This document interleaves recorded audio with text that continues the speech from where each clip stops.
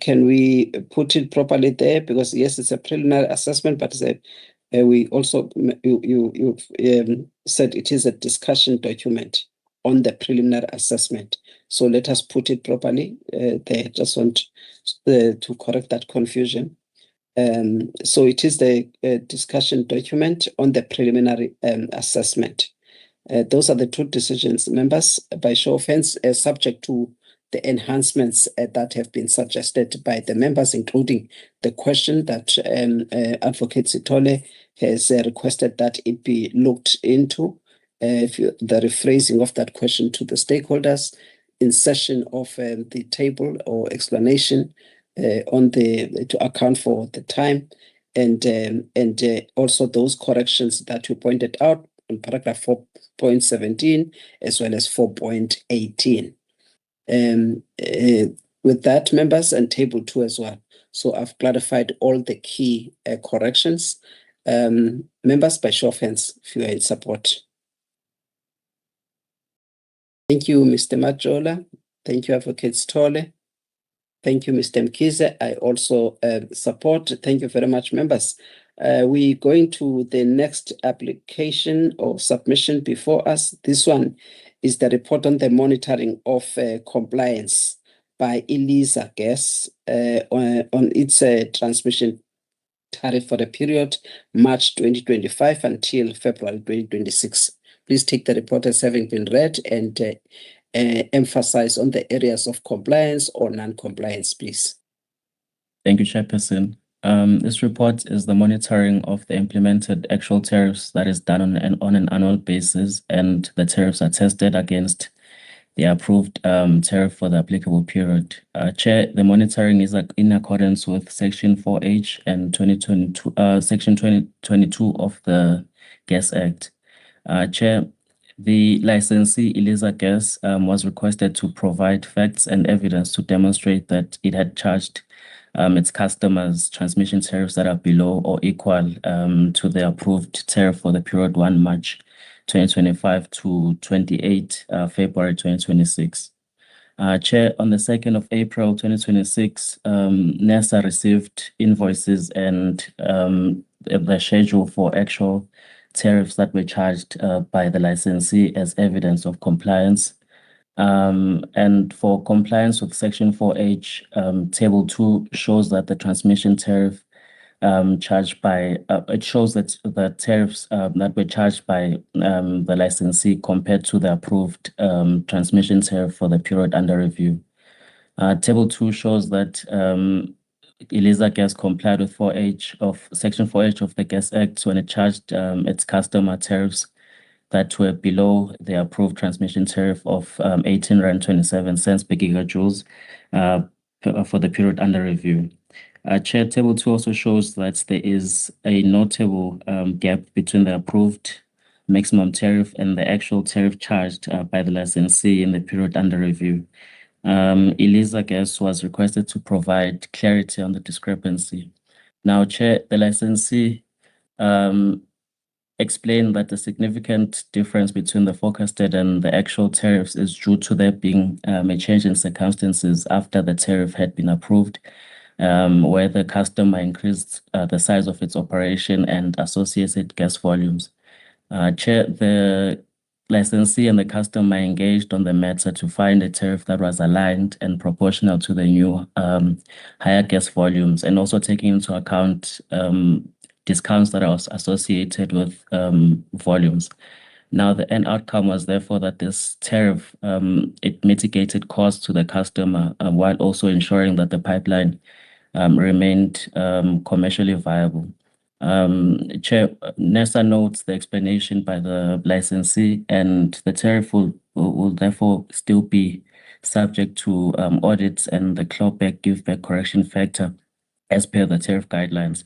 Now, lastly, Chairperson, in terms of compliance with Section 22 of the Gas Act, which ensures that there is no discrimination between customers, the section in this case is not applicable since the licensee only has one customer.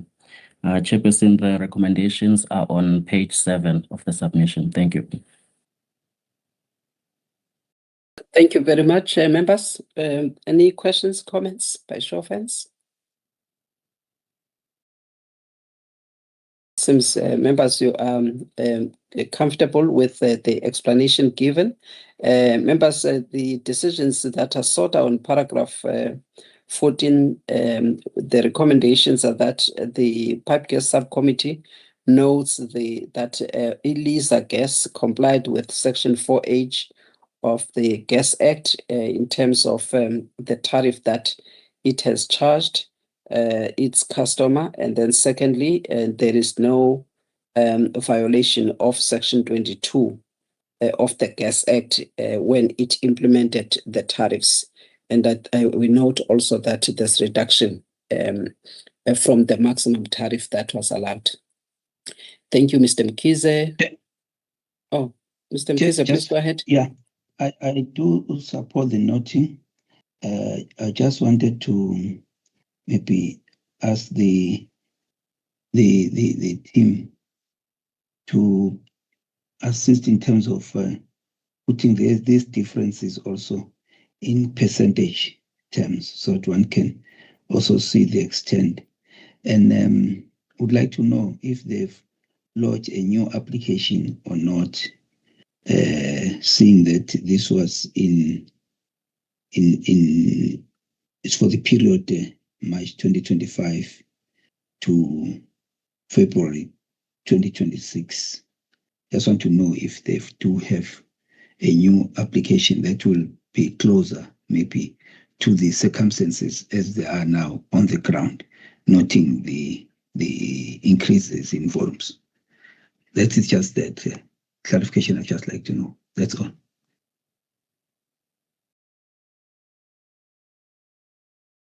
Thank you, Mr. Mkhize. Please respond to the two questions. I think that question is on table 2, to improve on table 2, and then there's table 1 for the responses. Thank you, Chairperson. Currently, there is no application that has been submitted by ELISA Gas. The current application is a multi-year. The current tariff that has been approved is a multi-year tariff until 2030. So currently, there is no new application that has been lodged by the licensee. And in terms of table 2, we will include the difference in percentage. Thanks, Chair. Thank you very much. Make it clear to the member that they still covered in terms of us having approved the multi-year up to 2030. So I think it was 10 years, if I'm not mistaken, at the time when we approved it. So anything that happens, it will be a change maybe from their side, just like these changes that occurred, then they may just approach us on that one. So you need to put the right context for the member. Mr. Mkhize, are you comfortable with the issue of the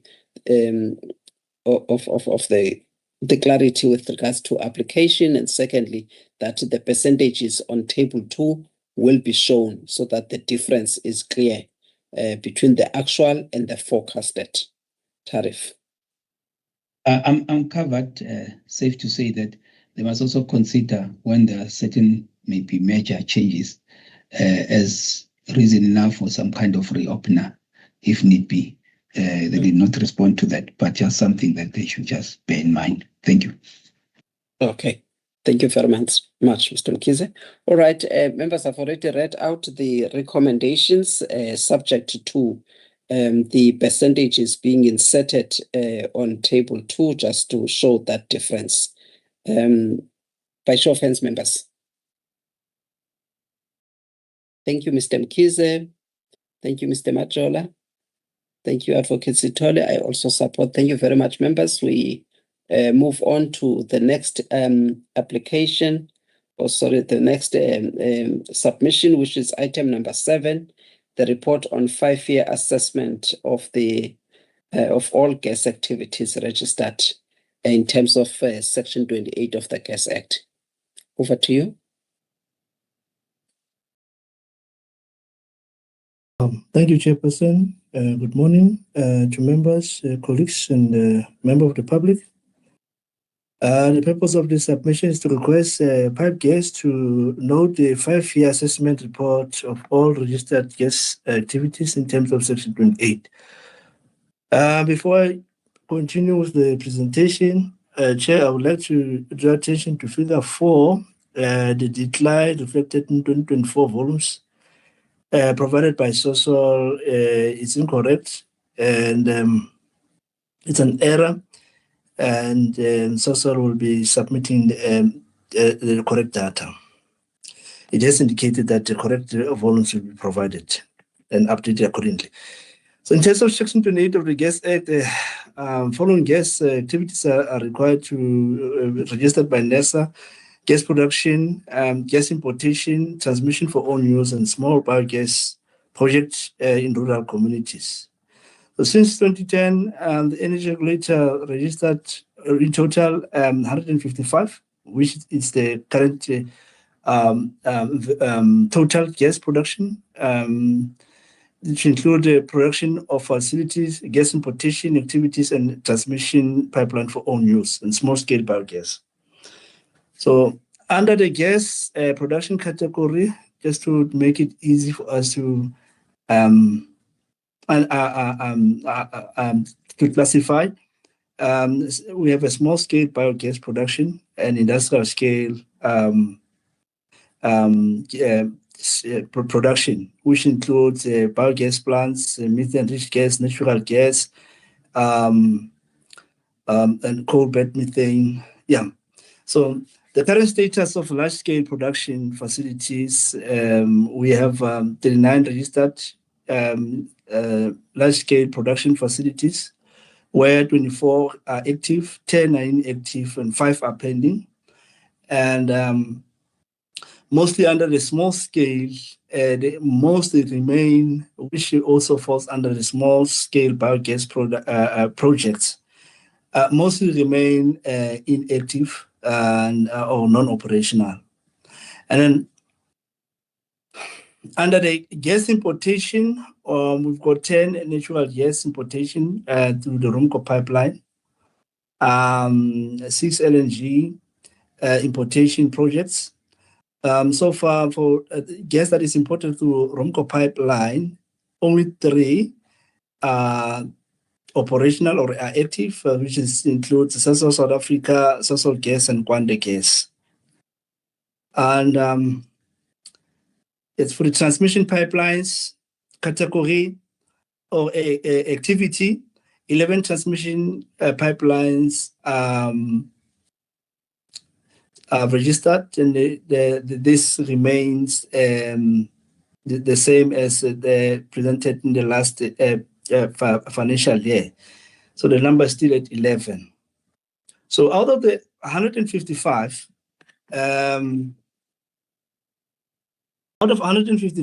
only approximately 111 are no longer operational. The small scale, due to the fact that the small scale productions take a larger cake out of all. So it is recommended that the Pipe Gas Subcommittee to note the 5-year assessment report of all the registered gas activity. I thank you, Chairperson. Thank you, Mr. Maluka. Anything to add on this submission or to emphasize before I allow members to come in? Mr. Nguma. Thank you, Chairperson. I thought I'd just quickly add in relation to the reasons why those 11 that have been mentioned, or the 10, has not yet commenced operations.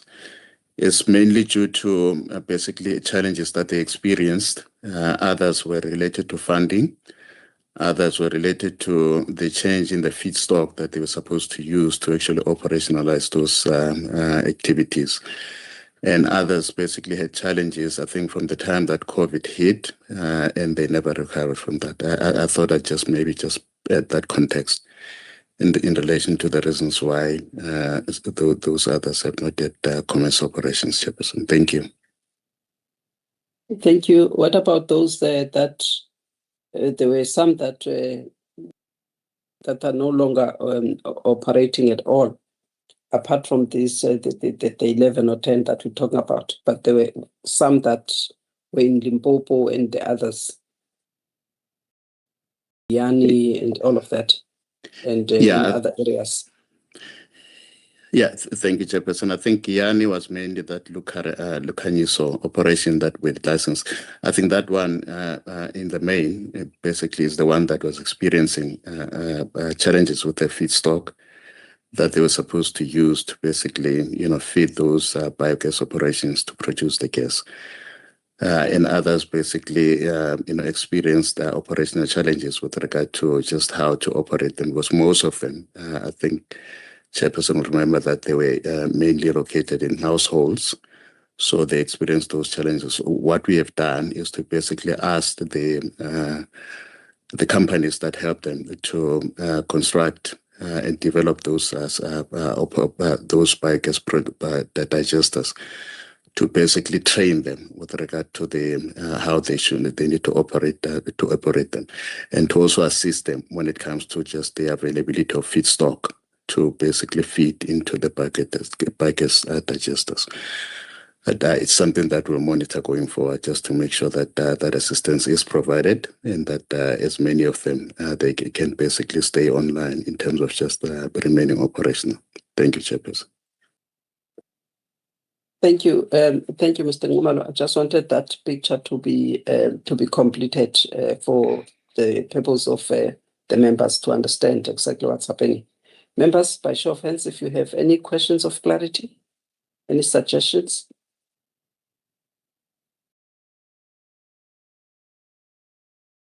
Please go ahead, Mr. Mkhize. Thanks, Chairperson, and thanks to the presenter. When it comes to this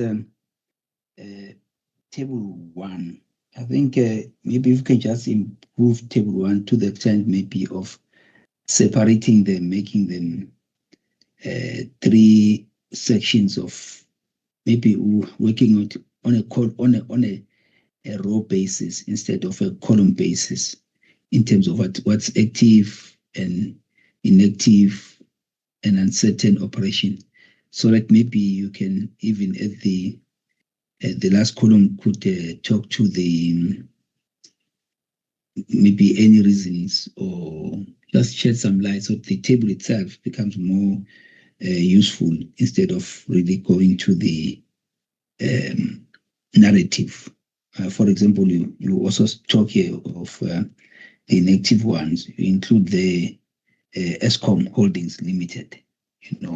That alone doesn't help. When one notes the size and vastness of geographical reach of Eskom Holdings Limited. So it would help. Then you can put some information that is actually more useful. And also, we need to be able to draw some, conclusions in terms of what this means for us. What do we need to do differently? Where can we assist, if need be, in terms of playing our role in ensuring that these entities succeed? I will leave it at that. Otherwise, I must at the same time commend the team for the work done, because it takes something really to deal with that. Just to beef up some of the conclusions, not just to look at what these did, like they've done under paragraph 6.165 to 1.6 to 6.168, but to say what we from our side as a regulator, what should we do differently? But the work that is done is appreciated. Thank you. Thank you very much, Mr. Mkhize. I think these are enhancements, Mr. Ngumalo, unless there is something that you would like to respond to.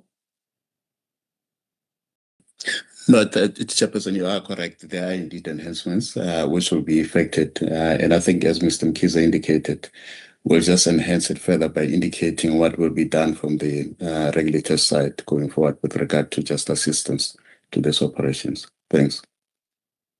Thank you. But for the decision on table 1, you need to split those registered activities in terms of the ones that are active, that are operational, and those that are not operational, basically.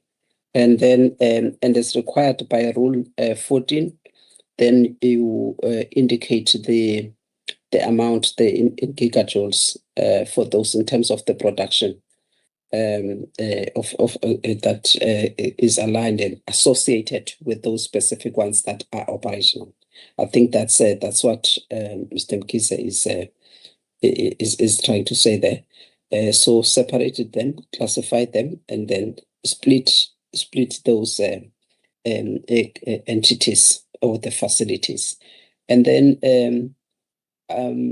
I think there's one thing that you should have just added there in terms of the conclusions, because some of these entities were assisted by SANEDI.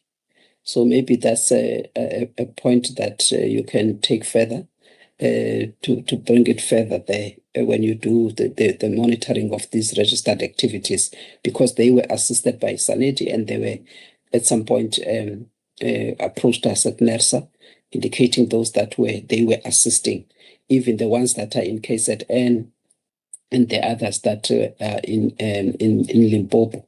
So if you can also just talk to that, at least something that NERSA could coordinate with SANEDI with regards to the funding aspect, for instance. I just wanted to emphasize that aspect since you have not mentioned it, and Mr. Mkhize is asking about what is it that perhaps we can do to assist. All right, with that, members, and subject to the corrections or to the enhancement of the table, as I have already indicated, members are then requested to note the 5-year assessment of the registered the 5-year report on the assessment of all the registered gas operations or activities and production as well as imports. By show of hands, members. Thank you, Mr. Majola. Thank you, Mr. Mkhize. I also support. Are you happy to support Advocate Sithole?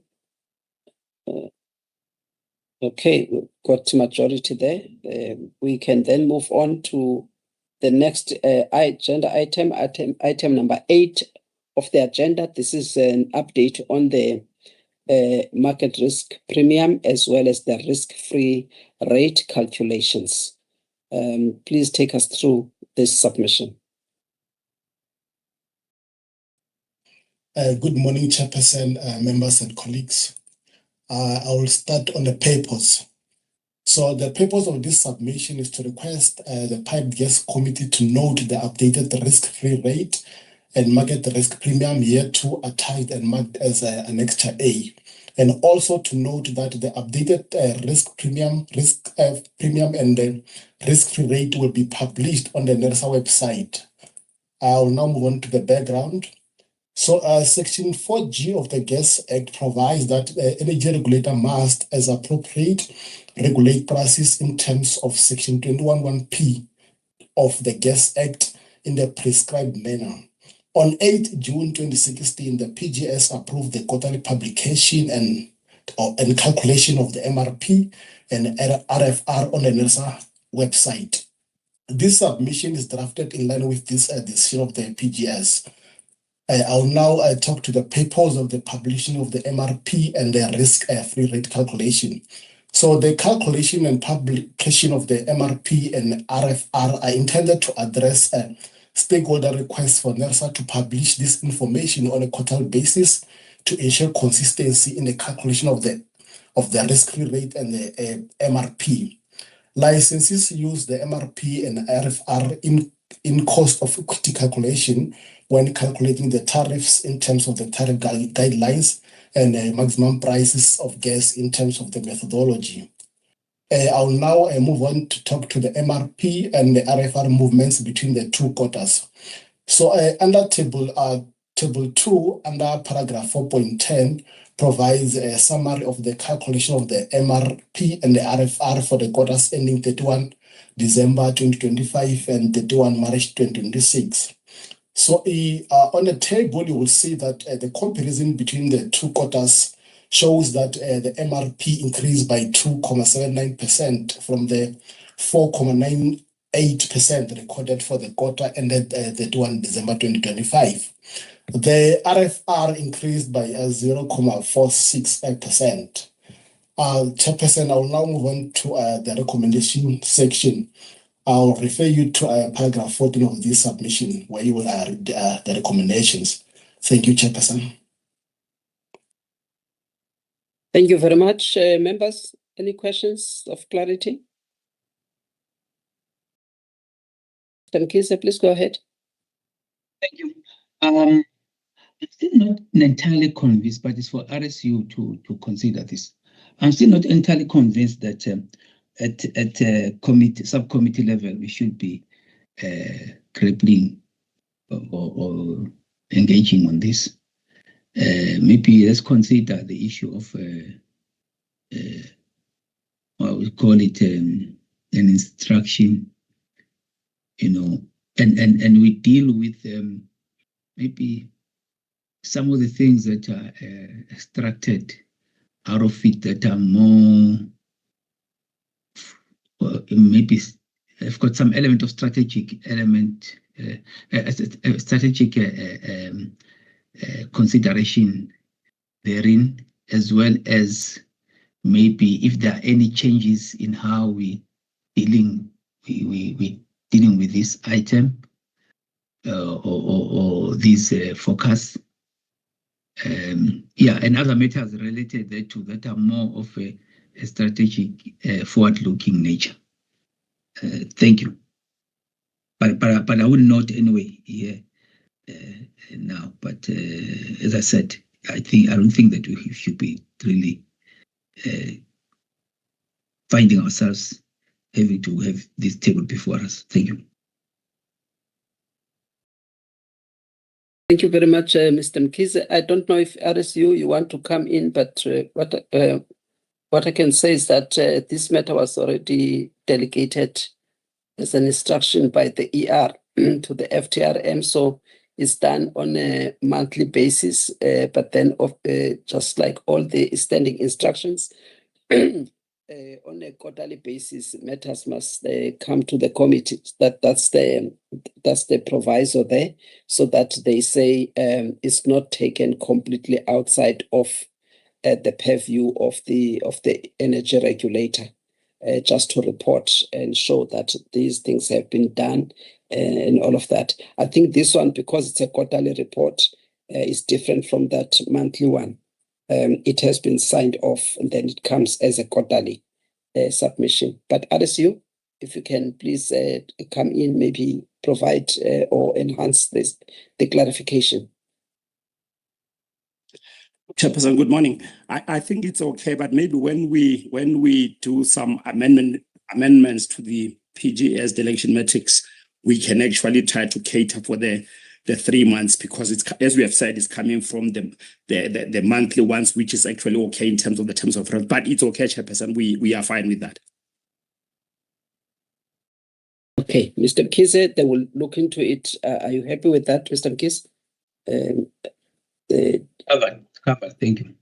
All right, thank you very much. Members, just on paragraph 4.2, if you can just note that it will be enhanced to include section 4G, which is the tariffs. There's just that mistake there. We dealt with it in the entire submission, the tariffs as well as the pricing, but they have not cited section 4G for the tariffs, and then that's section 4H for the tariffs, and then section 4G read with section 21(1)P, which is already there, and read with Regulation 4.4 for this one. Yeah, if that can be included, just to complete the basis for it. With that, members, the recommendations have been read out. It is to note the quarterly calculations of the market risk premium, as well as the free, the risk-free rate, both of which are important for the tariff calculation in terms of the work, as well as for the maximum price, the trading aspect of that. By show of hands, members, if you can show that you support. Thank you, Mr. Majola, Mr. Mkiza, thank you. I also support. Thank you, Advocate Sithole. The item 8 is dealt with. We are now on item number 9, which is the confirmation of the approval of the round robin on the explanatory note on the use of the cost plus option that is already in the methodology for the approval of maximum prices, that it can also be used for the liquefied natural gas, LNG in short. This is the round robin, members. Show of hands.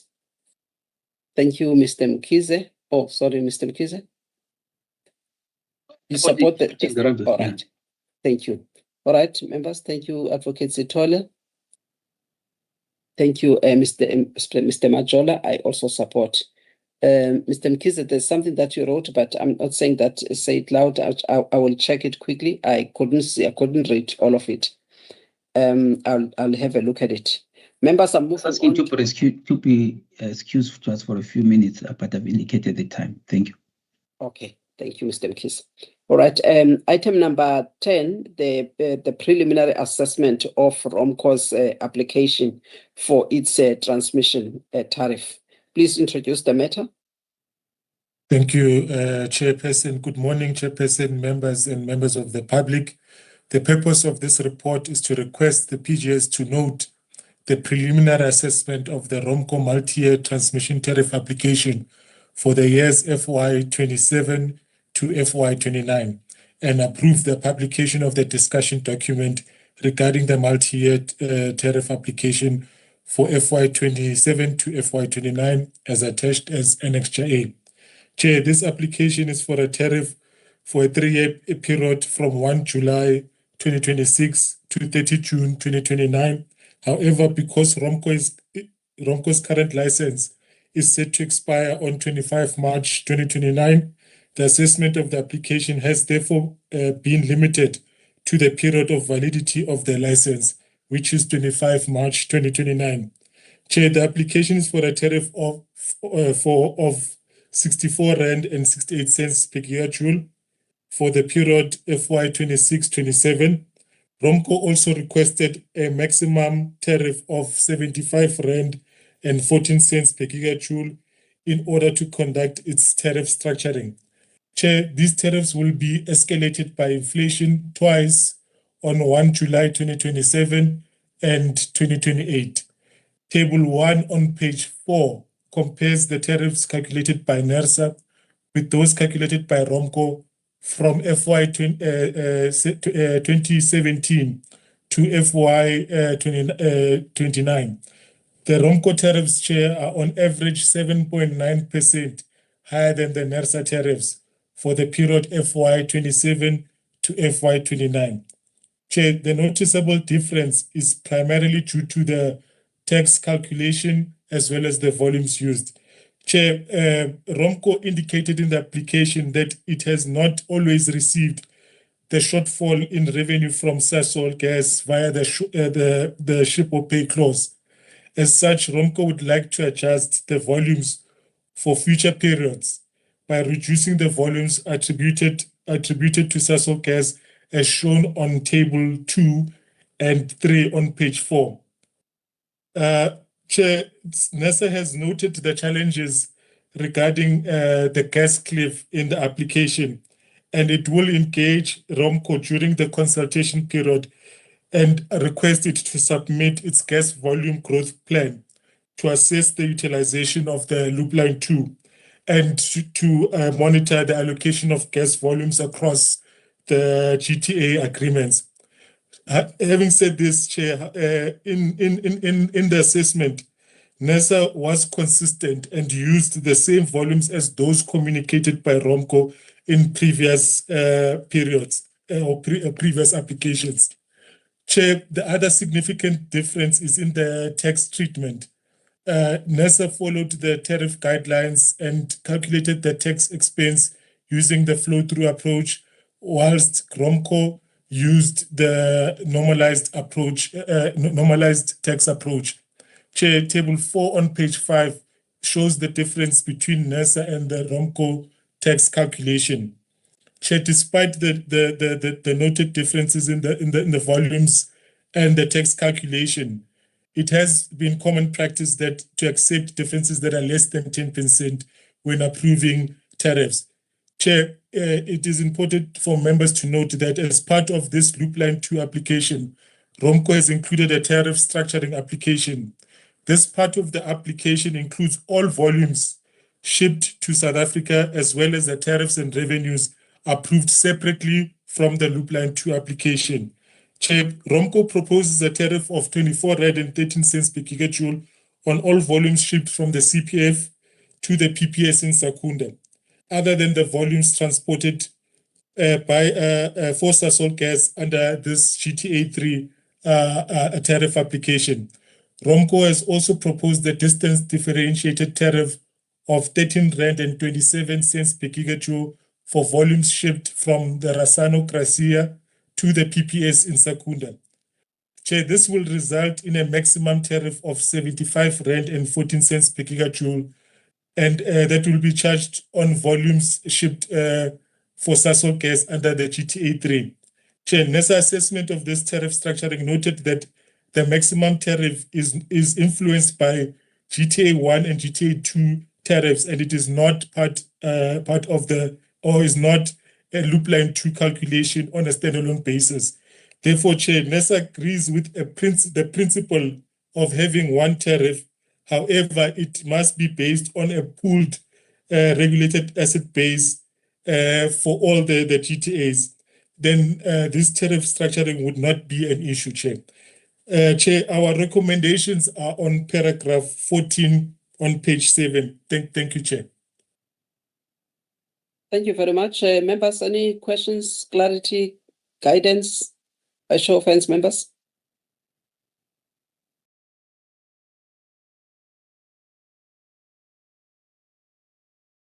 Please go ahead, Mr. Mkhize. Thanks. I note these differences between NERSA and ROMCO. But for me, I'd just like to know, I hear you presenting and saying you want to talk about increases in gas volumes, whilst at the same time we find ourselves talking about the gas cliff. How do these two,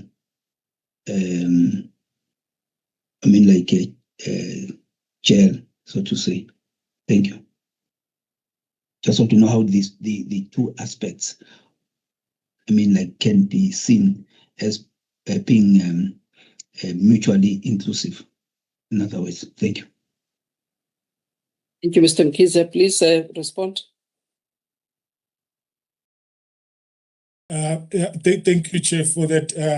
So our intention, Chair, is that we are aware that there would be a gas cliff that is anticipated to commence around 2028. However, what we seek to engage ROMCO on is what has been the plan to ensure that the current capacity or utilization of the pipeline is in line with the volumes that they had indicated would be used on the pipeline. So we are trying to get to a point where we have an understanding of what was the initial plan for them to utilize the capacity that was brought to the energy regulator as the basis for the application to construct the Loop Line 2 pipeline. However, I can also allow my colleague Samuel to come in, Chair. Mr. Kotara? Chair, we have also received a few requests or approaches from other companies that would like to bring in LNG via the Maputo port, and they would all want to use the Rompo line. So we have we are actually considering some of those considerations. We are of the view that we can ask Romco if any of those have yet approached them, and whether it's too early to consider that as part of a volume growth profile. But as it stands, Chair, there is a take or pay with SASO, which they submitted to us, and that take or pay is meant to last until 2029. So we were reluctant to reduce the SASO gases volumes on the basis of this take or pay. So in our assessment, Chair, we used the 7.8 million that they applied from the first time they applied for this tariff. So we did not change that, Chair. But to just ensure we complete our diligence, we will engage with Romco on the basis of those LNG players that want to use the Maputo port. Thank you very much. Thank you very much. Any other input here? But I think it must be very clear on this one. Remember that the capacity of this one is 24 million gigajoules. So they're only utilizing 8 million gigajoules. So before they were licensed, even in Mozambique, once they start building these things, they always require field development plan so that they understand why they will have to undertake this activity. So as the infrastructure company, it must ensure and satisfy the regulator that it must that it will utilize this infrastructure and the capacity optimally. At the moment, it is not utilized optimally, and that's why the tariff is very high. And it is correct the question that is asked by Mr. Mkhize, because it's something that is supposed to be responded to from the basis of ensuring the utilization of the spare capacity that is there, since it is 24 million gigajoules, but only 8 million gigajoules that are going through that pipeline at the moment. So it must account to the regulator in terms of the time horizon for utilization of that sort of excess or spare capacity. And then and also the fact that at the time of putting that asset for prudency purposes, knowing that it has to ramp up and utilize that, so it needs to come back and satisfy the regulator as to how it's going to deal with that aspect. Otherwise, the tariff, it can't be at these levels for too long, and there's no take up of that capacity.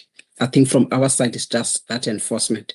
But just to also give members a comfort, the team, I think from GLC, must come in with regards on to the issue of the license that is up to 2029, and the other developments that are actually taking place in Mozambique, so that this licensee must then tell us what is it that it is doing to make sure that this infrastructure and the capacity is optimally utilized. I think that's what they need to do from the compliance side, and also just checking the activities and the license that is up to 2029. What happens afterwards? Thank you very much, members. Mr. Mkhize, are you covered? But all right. Thank you. Thank you very much. Members, two decisions that are required from your side. One is to note the preliminary assessment that is in Annex A as a discussion document for stakeholders to engage with this application. Secondly, it is then to approve the publication of this discussion document on the preliminary assessment. Those are the two members. By show of hands, if you can indicate your support. Thank you, Advocate Sithole. Thank you, Mr. Mkhize, and thank you, Mr. Majola. Thank you very much, members. That takes care of item number 10 of the agenda. The second, the next item is phase 1 report on the review of the, on the review of the methodology. Mr. Ngumal, is this matter? Yeah. Mr. Ngumal.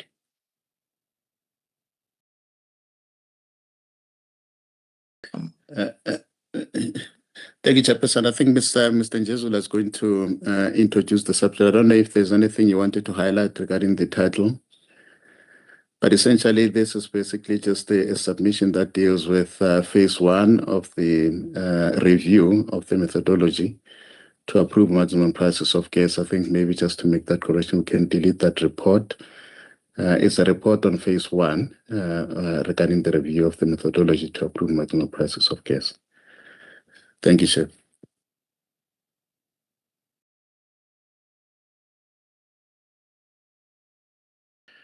Chairperson, may we ask Mr. Njezula to summarize the submission?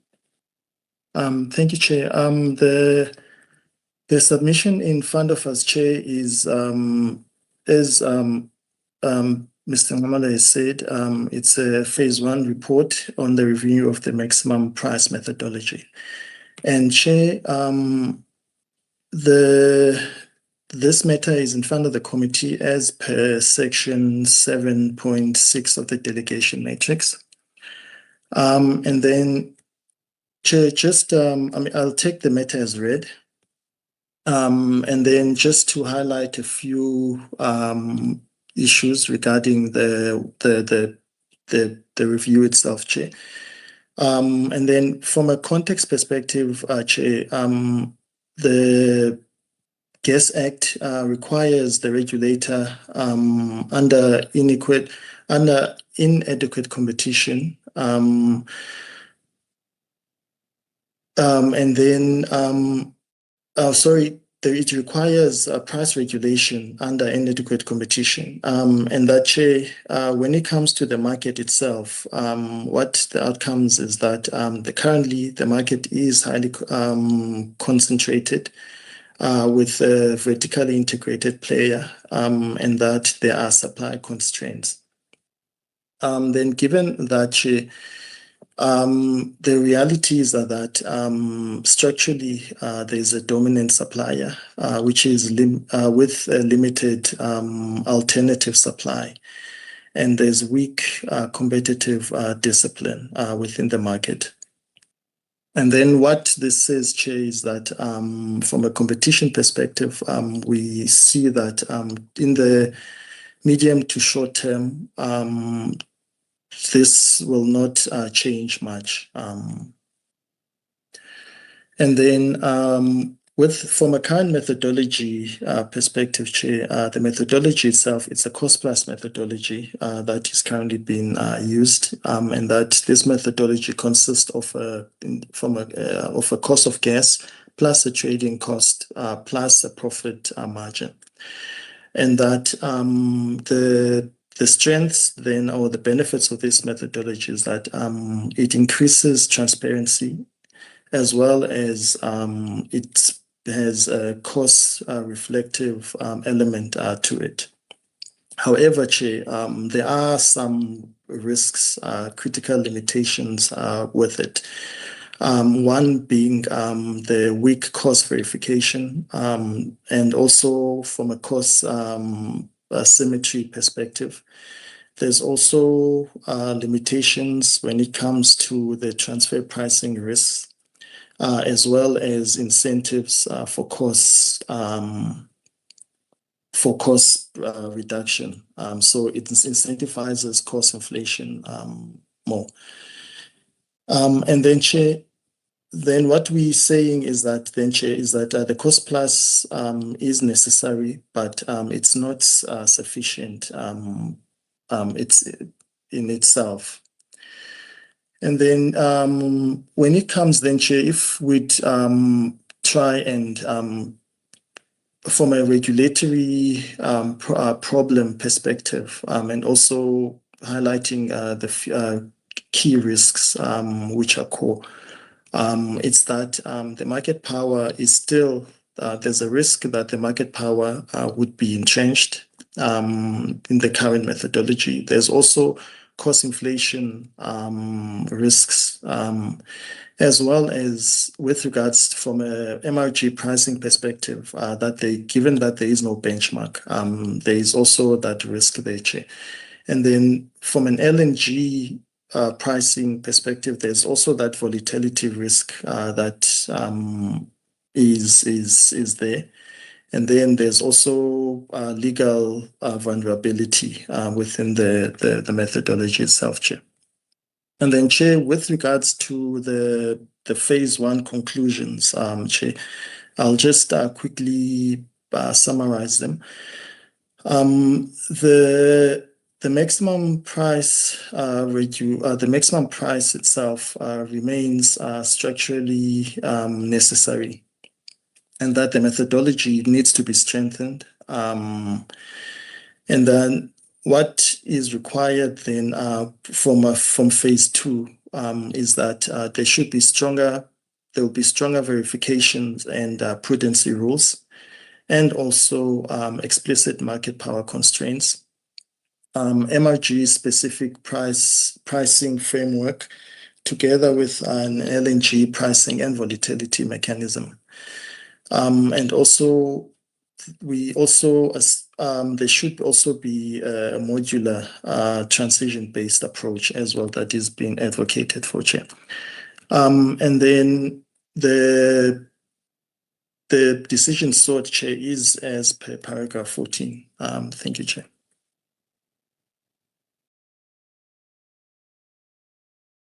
All right, thank you very much. Members, any questions of clarity by show of hands? By show of hands, members, if you have any questions. If not, members, I would like to just, on the recommendations, to remove that last recommendation where it says that's approve staff to conduct workshops. I think that it can be collapsed to the preceding paragraph, the preceding recommendation, because it's going out for public comment. So workshops can be part of that. With that, members, are you happy then to support? By show of hands, members. Thank you, Advocate Sitole. I support. Thank you, Mr. Majola. Thank you very much, members. Members, we're moving on to the next item.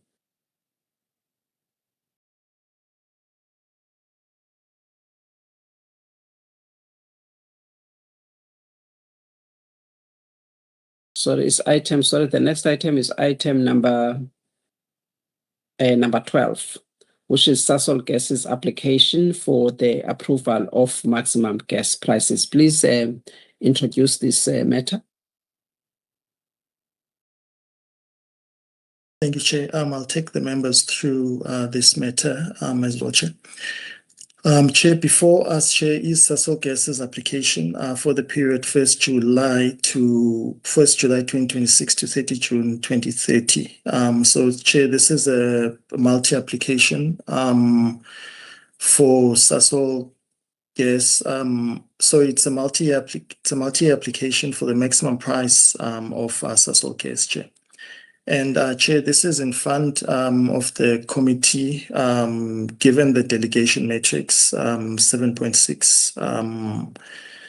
And Chair, then from a background perspective, Chair, NERSA received the application on the 4th of February, and subsequently to discussions with Sasol, and also regarding outstanding information that was requested. All the information was received on the 16th of April. So the 16th of April is seen as an official date of receipt of the application itself. Now, Chair, from the application itself, Sasol submits that the pipeline gas market faces an impending gassing or supply shortage, which is commonly called the gas cliff, Chair.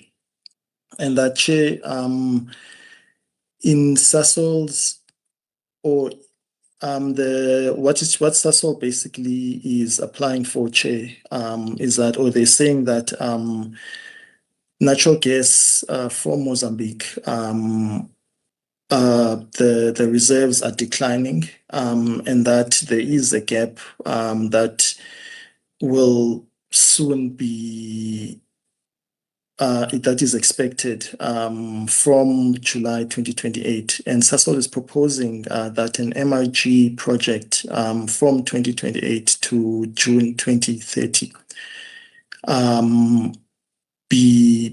that they will embark on that will balance the supply continuity. And although there's a challenge from an affordability and also from a cost recovery perspective. And then, Chair, what Sasol is also asking for, Chair, is that for quota, the application itself, it's a multi-year framework. They're asking for a multi-year framework that is quarterly adjusted, and that the trading cost and EBITDA margins are not missing in FY27. However, going forward, they have requested that the trading margin together with the EBITDA be looked at, or that they submit yearly applications so that the regulator would make a decision on them. So that is the major difference in this application, Chair, given that it's a multi-year application. And then, Chair, when it comes then to the differences between the NERSA and Sasol calculation, there is no differences in terms of the cost acquisition cost. However, from a trading cost and a profit margin perspective, this is where NERSA, there were differences, and these differences were driven mainly by in the trading cost perspective, it was on the clawback, and also in terms of the unaccounted for gas. And then when it comes to the profit margin itself, the regulator sees that, or there is the risk that when it comes to the MRG, there might be double counting there, given that there might be risks of opportunity costs in the costing of the MRG itself. So those were the two differences in the calculation, but the differences amount to 4.03% cumulatively. And then, Chair, with regards to the major issues from the application, is that from the MRG cost is obviously more expensive than natural gas, and from a Sasol perspective, they perceive, or they perceive, or they require this be a pass-through. However, the regulator has said that we need to assess because what they've on Sasol side, they've said that there are some investments that would be embarked upon to actually get this MRG to actually flow.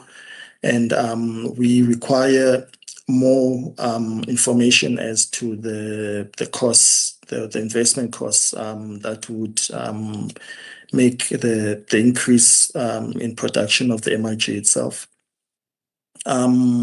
As we've also said that there is a risk of double counting, given that there are some elements of opportunity costs in the MRG. And also there's also a margin as well, and opportunity cost and margin. We see them as being both associated with a profit element to them. So we think that if then there's this opportunity cost, it needs then to either be removed or else there needs to be some adjustments in terms of the margin itself. There's also risks, Chair, with regards to the volumes itself, because if you look at the volumes over the entire period, there is a decrease in the volumes. And there's also, in terms of the customers that are affected,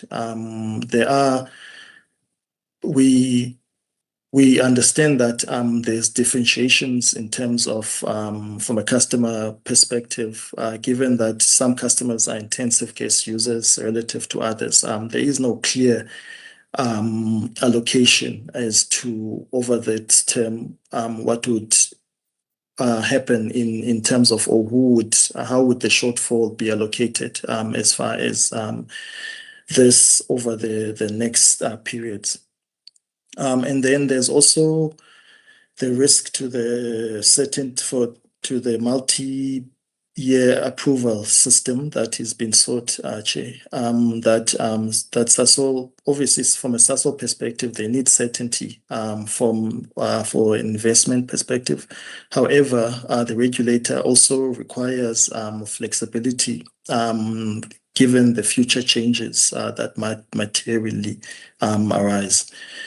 And then there is also going forward, if you look in the later years, higher prices that might affect end users, and also which might cause also barriers to entry and countervailing powers as well.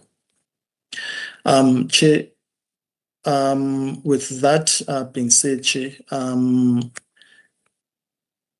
in closing, the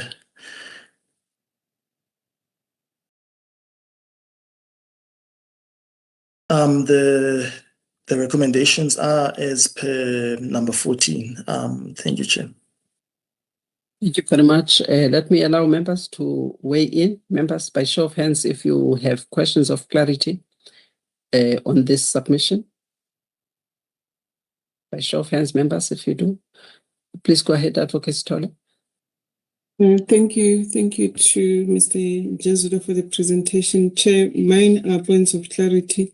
I think I heard him talking of the risk of double counting in terms of this particular application. And I just wanted to check if the team is confident that the measures or the proposal that he mentioned, I didn't quite write it down, or write them down, will deal with this risk, or it will minimize the risk occurring. And if they're confident, I think this is quite important because it will assist the regulator in the assessment of the application. And the second point that I wanted to highlight, Chairperson, was on paragraph 418.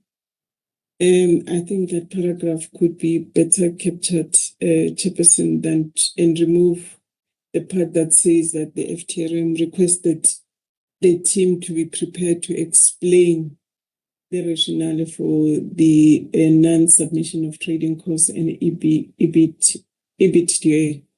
So for me, I thought it could have been phrased in a better manner to not make it as if they were forced to just provide that application. They should have indicated that with regard to the trading costs and EBITDA together with the maximum price, it should be noted that, continuous sentence in that particular manner, as opposed to how it is being written. It should give the reader the impression that this was something that needed to be covered, and not necessarily that it was, imposed on them to state it as it has been done in that paragraph. So paragraph 4.18 for me could be rephrased in a better manner. Chair, those were just my 2 points that I wanted to raise as an input on this particular submission. Thank you very much. Thank you, Advocate Sithole. I see no other hand from the members. Please remove the comment that I made when I engaged with the submission and looking at the risk and the fact that Sasol has not yet submitted the EBITDA, which is used for calculation of the profit margin. Because I asked if those things are going to come in a fragmented manner, why should they come? Because I just asked at the time of engaging with the submission. You can't put that, something that I'm guiding you on, and why this, and you must also be prepared. I'm approving subject to you. So don't put it like that, please. I think it's good that you picked that up, Advocate Sithole, because I approved the submission and have written there that they must do it. It's approved subject to them clarifying that issue of the trading margin or trading cost, as well as the profit margin, which is calculated based on determination of the EBITDA. So that those are the 2 things that were not there. I said they must be prepared to explain why Sasol has not done that. Please respond, Mr. Njezula, to the questions. Thank you, Chair. Apologies, we'll definitely remove that, Chair, on 4.18. And then with regards to the double counting risk, Chair, what we're saying is that the risk is purely at a profit component level, where Sasol, from an MRG perspective, has included an opportunity cost for the MRG itself. So what we're saying there, Chair, is that both premiums that they address the similar issues, and that then we need to adjust one or the other so as to give a reasonable outcome, Chair. So that is the double counting risk that was identified. So what we, on our assessment, we haven't done anything to actually the acquisition costs. However, we have it was an adjustment that we're proposing on the margin itself, so as to make sure that that double counting doesn't take place. I hope I'm a bit clear. I think Mr. Kotora wanted to also come in.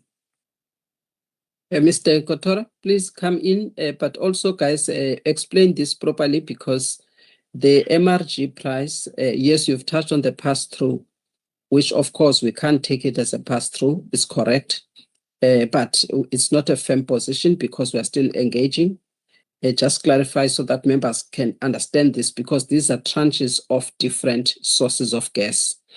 And we will expect that obviously there could be some monopoly power that is being displayed here, given the fact that now we're getting into the gas cliff. If there's going to be the time where the suppliers come in and say, I've got something for you.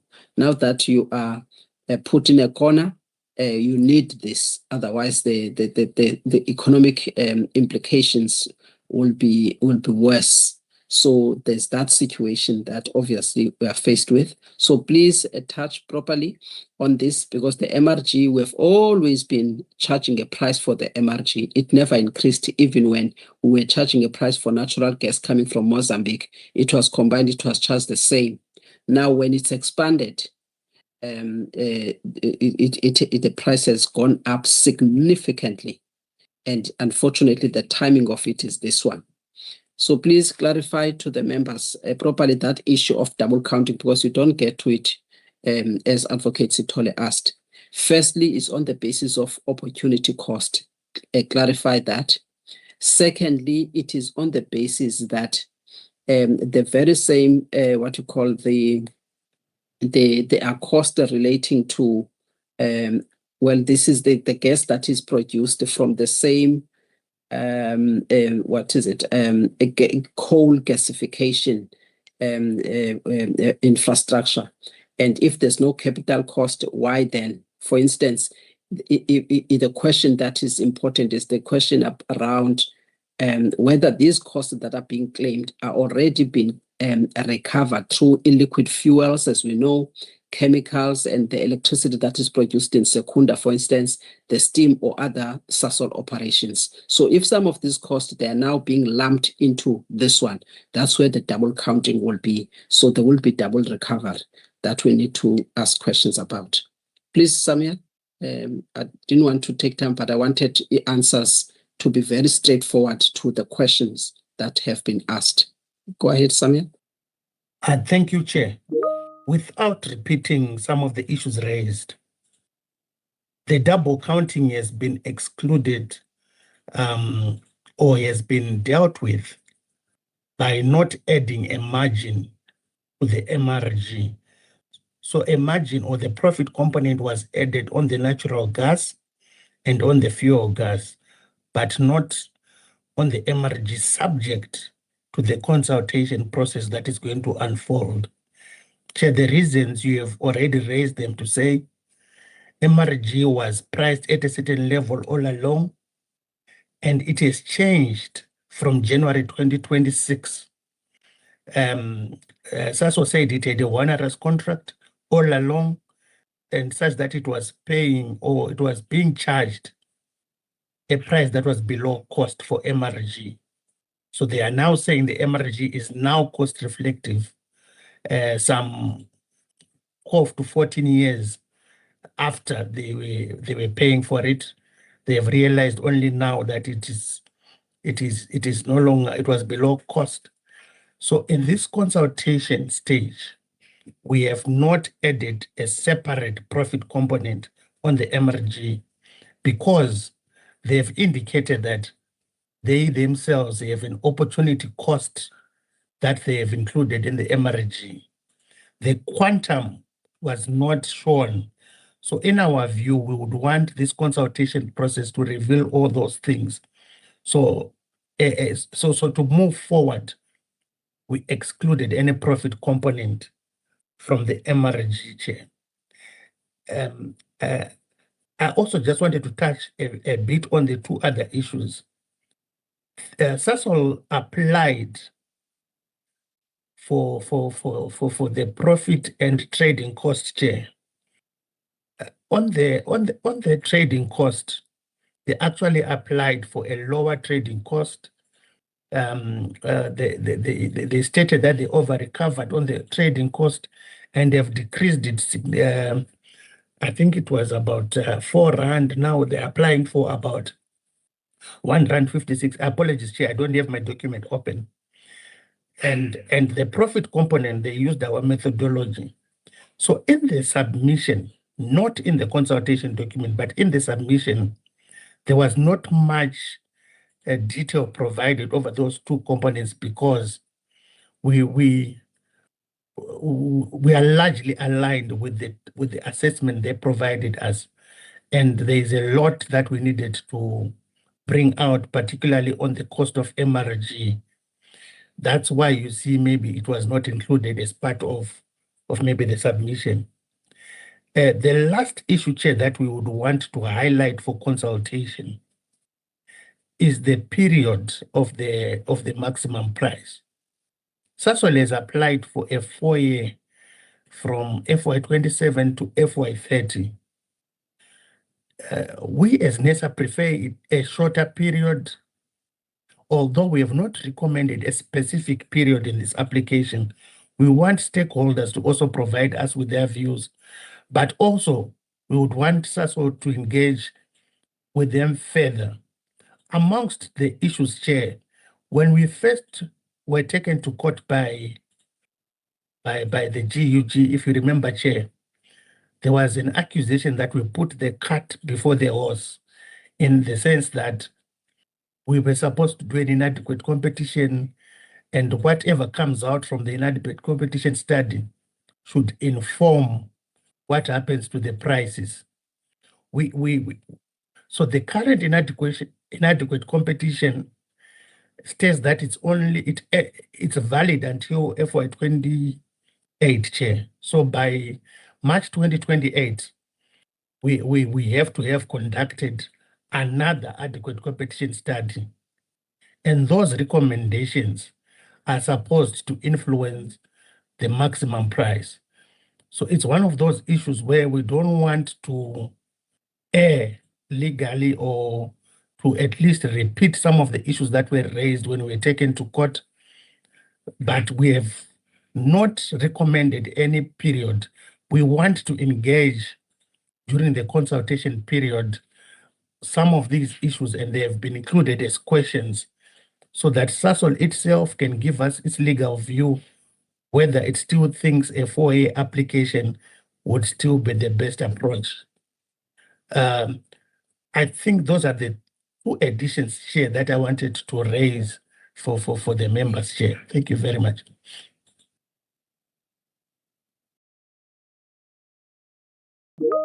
All right, thank you very much, Mr. Kotora, for that explanation. Let me check if there are any further questions. Advocate Stoller.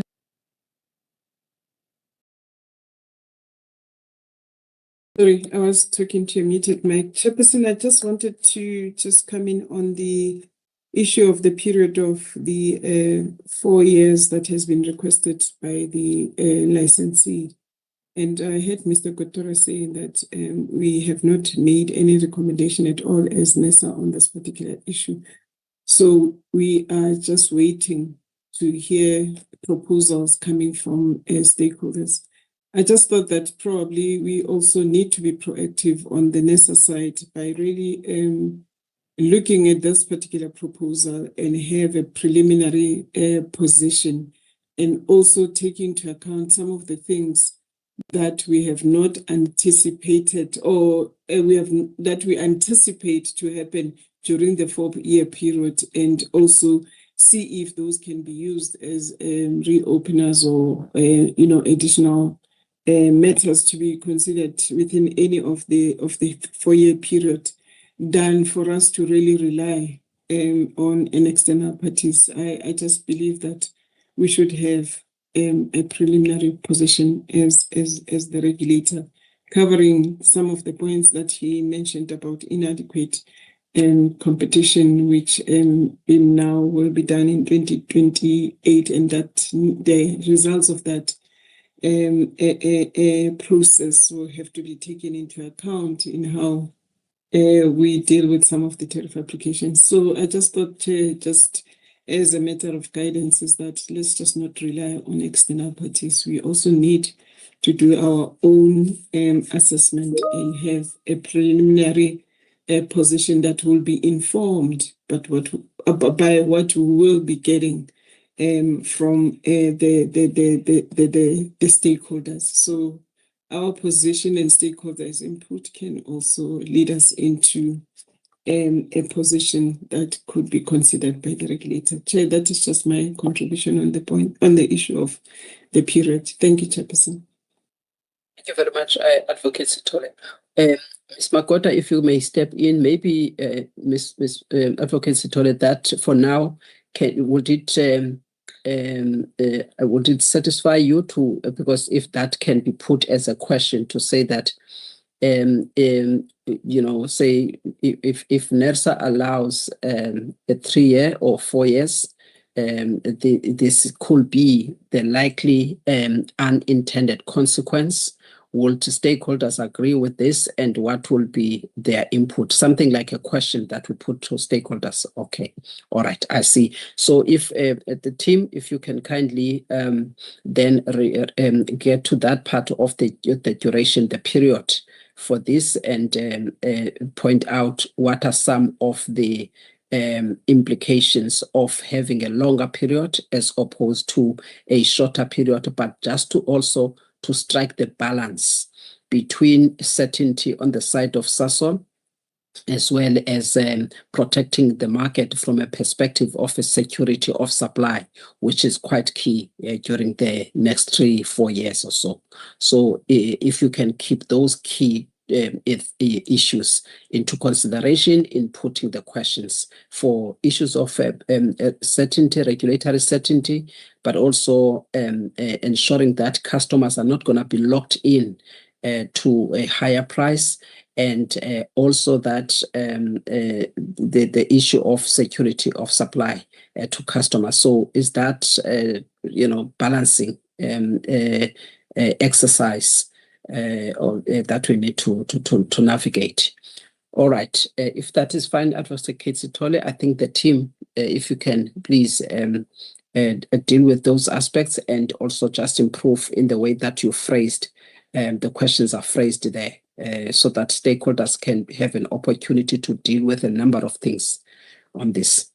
All right, with that, then subject to these enhancements, there are 2 decisions that are requested. One is to note the preliminary assessment of the Sasol's application, multi-year applications for a maximum gas price. And that is in Annexure A.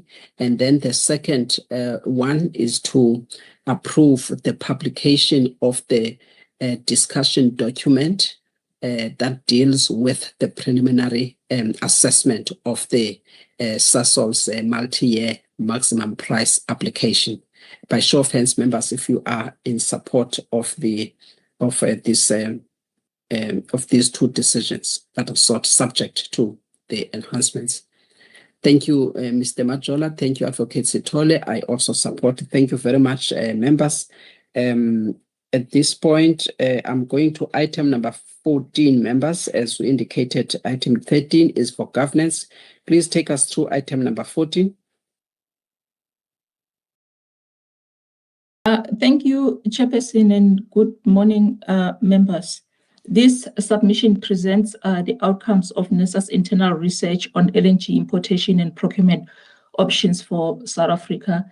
The research was initiated following the approval of the NERSA gas strategy in 2025, which, among others, priorities identified LNG as a medium-term solution to address the structural decline in gas supply from Mozambique, and highlighted the need for developing an LNG importation strategy to overcome key barriers to the introduction of LNG in the South African market.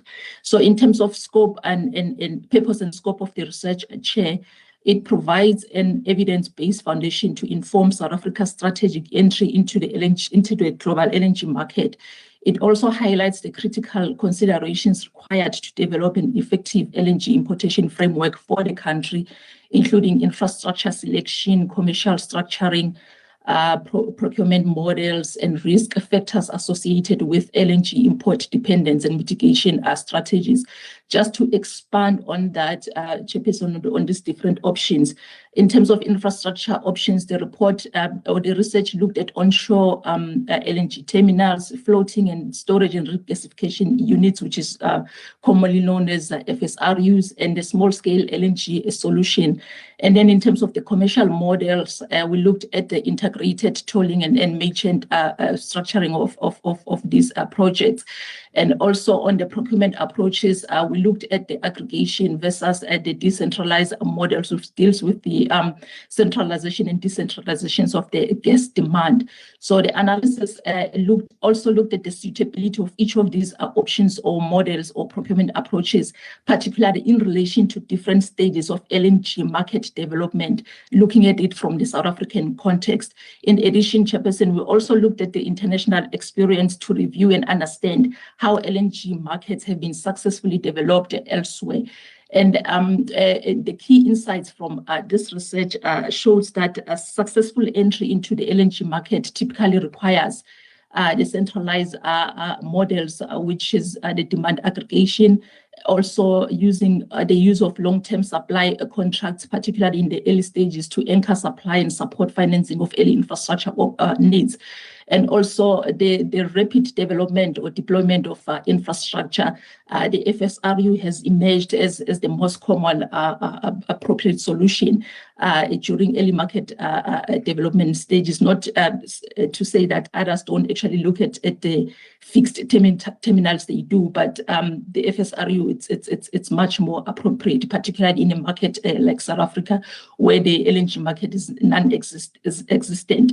And then we also looked at the practical implications of these research outcomes or findings in the context of alignment with the current initiatives such as the ZET LNG project in Richards Bay. If you look at page 16 of the submission, Chairperson, we outline the practical implications of that.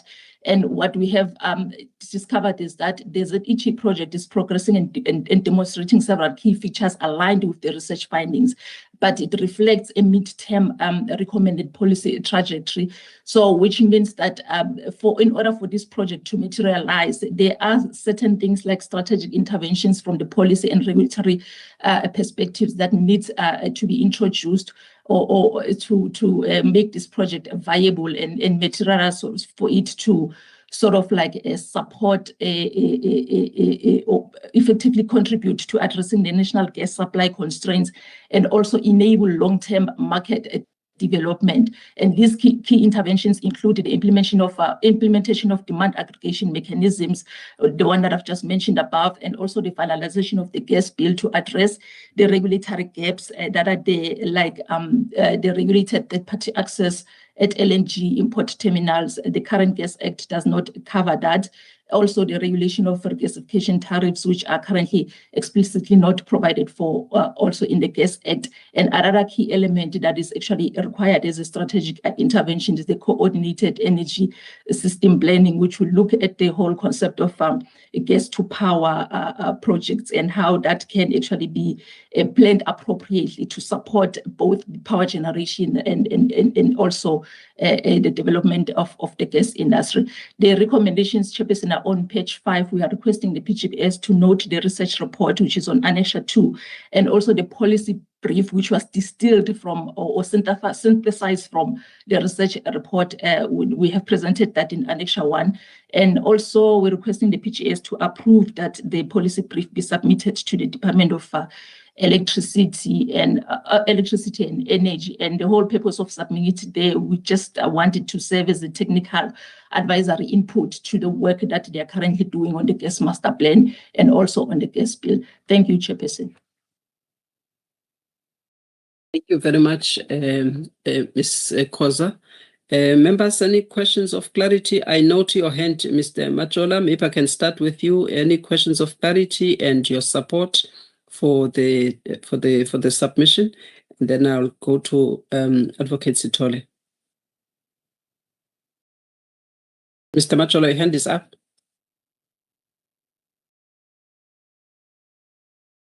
Apologies, Chair. It's a lingering hand. Apologies. Okay, all right. Advocate Sithole. Thank you, Chairperson, for the opportunity, and thanks to Ms. Khoza for the presentation. It is an interesting report to read, and I just thought that maybe what we could do, I've noted that there is a recommendation, and she also mentioned it, that the report be shared with the department I just thought that maybe we should also try and have a face-to-face engagement with the department, because I think there's been a report that has been written based on the research that she has done that was submitted to the department, and we haven't had any feedback or any information rather on what has happened to those particular reports. So probably adding a face-to-face meeting with the team that is dealing with the gas master plan, that will really add value in my view. Chair, one other point the point that I just have is in terms of the finding, I did not pick up in the report how these findings are impacting on our current regulatory mandate or any of our tools or frameworks that we have. And if the findings do impact on us, maybe that should have been highlighted in the report, unless if it is, and I did not pick that up. The only thing that I've noted is under the recommendations on page 14, where there's a recommendation that it is under policy options, and it states that the regulatory and commercial framework for future hybrid market participants needs to be developed. So I noted that one, but I just couldn't really itemize all the recommendations that are based on the findings in terms of our current regulatory mandate and processes. So, Chair, that's the clarity that I wanted to get from her. If not, that could be considered as a point of enhancements in the report. Thank you, Chair. But otherwise, I do support the report. It's well written, and as I said, it is interesting to read. Thank you very much. Thank you very much, Advocate Sithole. Ms. Khoza, may you please clarify? I will take it as an enhancement, Chairperson, but just to highlight that what I've done, I actually superimposed the key findings on. If you go to page, let me just get the correct page, apologies for that, on page 16, where I do a supplement, I labeled it as a supplementary analysis. I'm trying to superimpose the outcomes of that research with the initiatives that are already happening in the market, including the ZET LNG terminal in Richards Bay. And then further down there, I actually talk about the regulatory gaps that are existing in the current bill, which would require strategic interventions in terms of finalizing the bill and making sure that it addresses those gaps, including the issues of third-party access to LNG regas terminal, which is not regulated, currently not regulated, the regulation of regasification tariffs, and the clear TPA framework to govern entry into those facilities, because those issues are not covered in the current mandate. But I hear what the CEO was saying. I will try to lift that up and as part of the discussions or the policy recommendations. Thank you.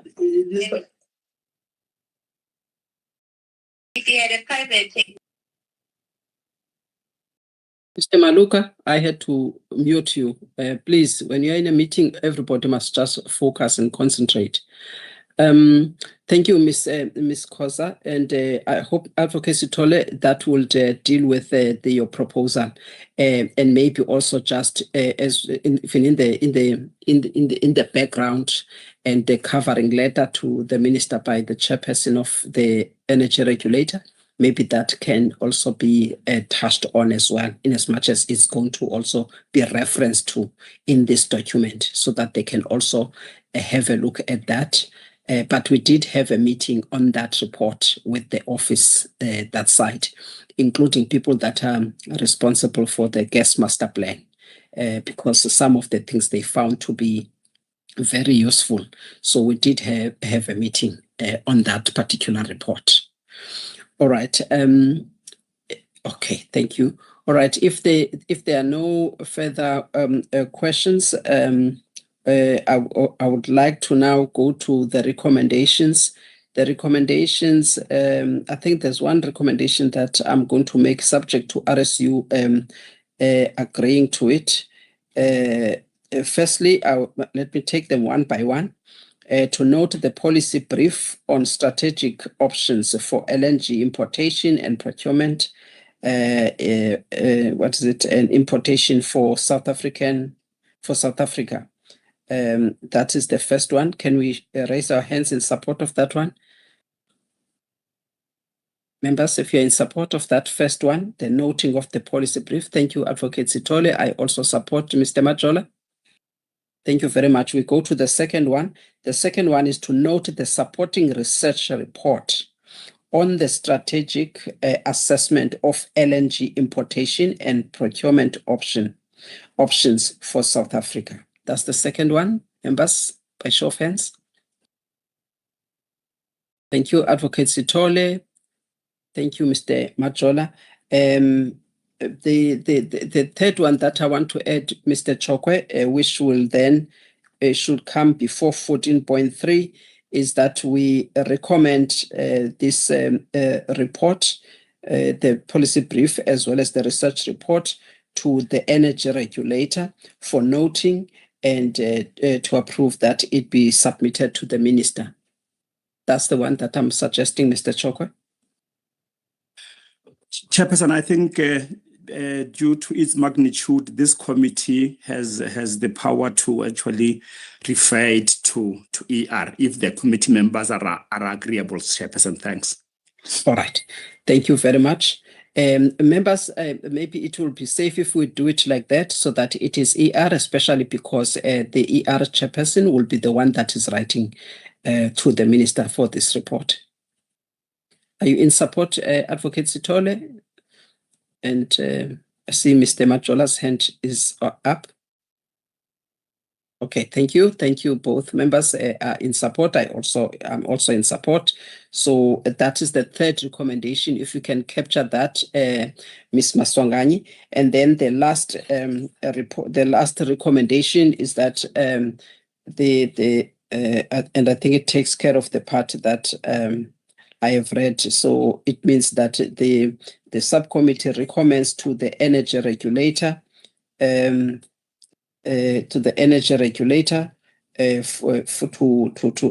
note the policy brief as well as the research report on the assessment of the LNG importation to South Africa, the options, and also submit the report to the Department of Electricity and Energy. The members have already voted on this. So is that last part, it will be amended, Ms. Koza, if you can assist Ms. Maswanganye there to amend that one, the way that I've read out. With that, members, this is the last submission to deliberate in the open part of our meeting. I would like to now thank all the stakeholders that have tuned into our social media channels to follow the proceedings of this meeting. We thank you for taking interest in our matters and also being people that keep us on our toes in terms of doing the work that we are required to do. At this point in time, I would like to then request that the live streaming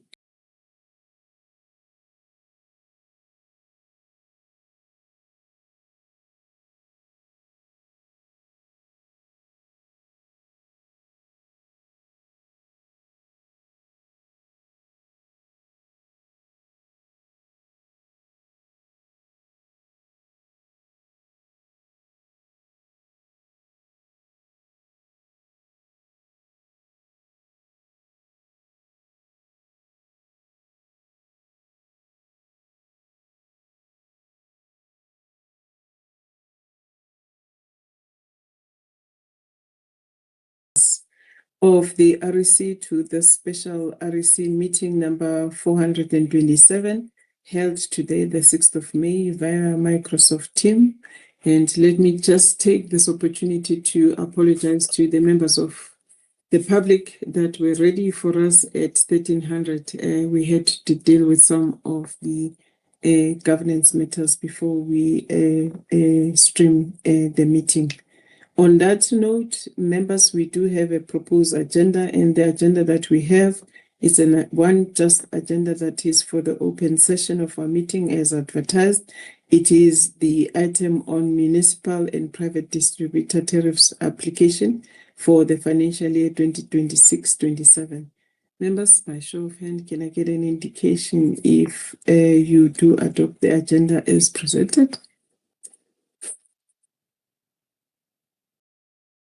Thank you, Mr. Majola. Mr. Mkhize, also. Thank you, Mr. Mkhize. I do support as well. On that note, through you, I only support the 13 applications, not the additional 23. Thank you. When us supporting the agenda adoption.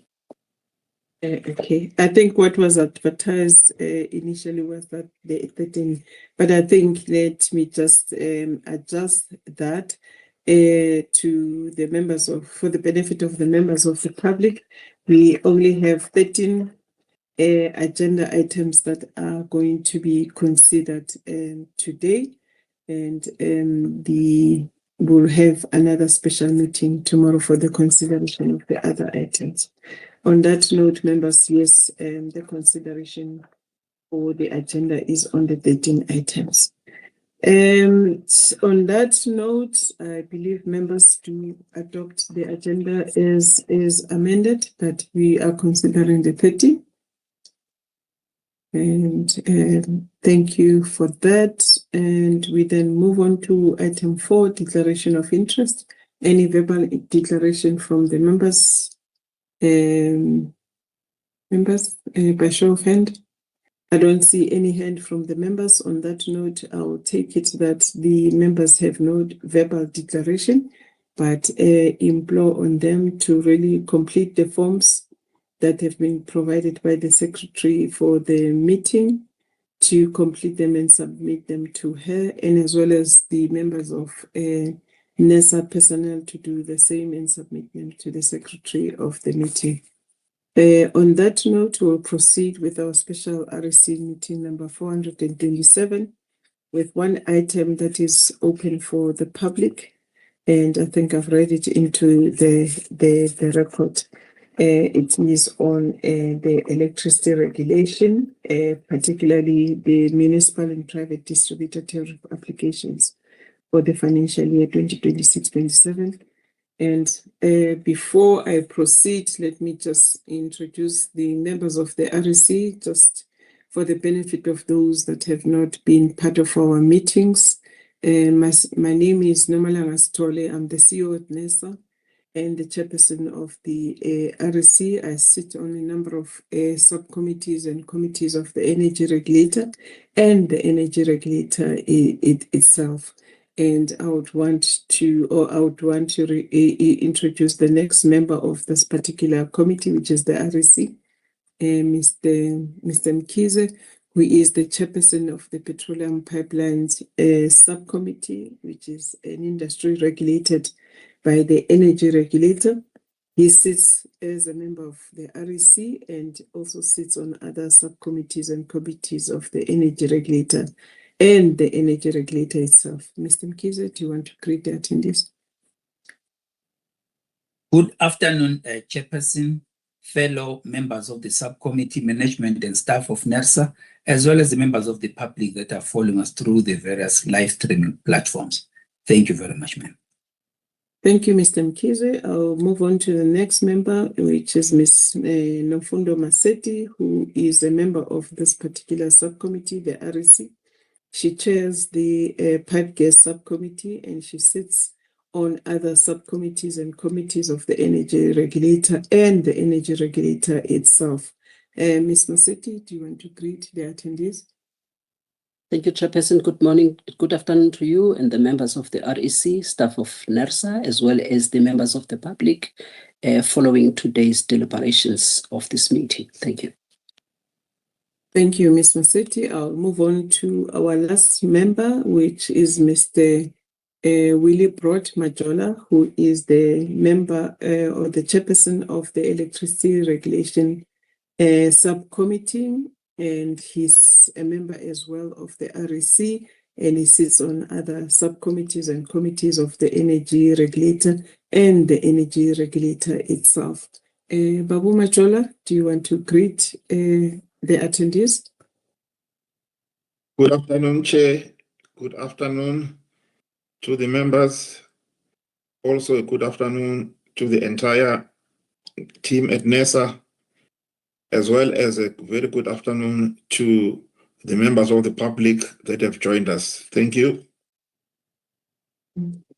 Thank you, Mr. Majola, and I think I've touched on the other agenda items. We then move on to the agenda item that has been set for this particular open session of our meeting, which is an item on municipal and private municipal and private distributors that are licensed in terms of their tariff application that they've submitted to the regulator for the financial year of 2026-27.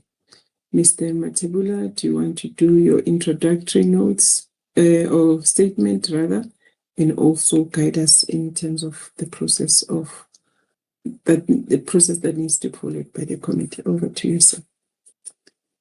Chair, good afternoon, and to you, and good afternoon to the members of the regulatory committee, my NERSA colleagues, as well as those who are following us on the live stream. Chair, we again have brought today 13 applications from our municipal licensed distributors as well as private distributors. Chair, this is a continuation out of the 176 tariff applications that we have received to date. 43 of those have been processed in the last meetings. And today, Chair, we would like to have an opportunity to present these 13 applications for consideration by the members. And Chair, I must indicate that this project has attracted in excess of 2,000 stakeholder comments. Chair, I must indicate that on the submission document under from the page 11 of 435, we have indicated the number of comments that we received linked to specific municipalities. And Chair, as we present to the committee, we will be indicating specific municipalities which we received comments and what those comments were and how we have responded to those.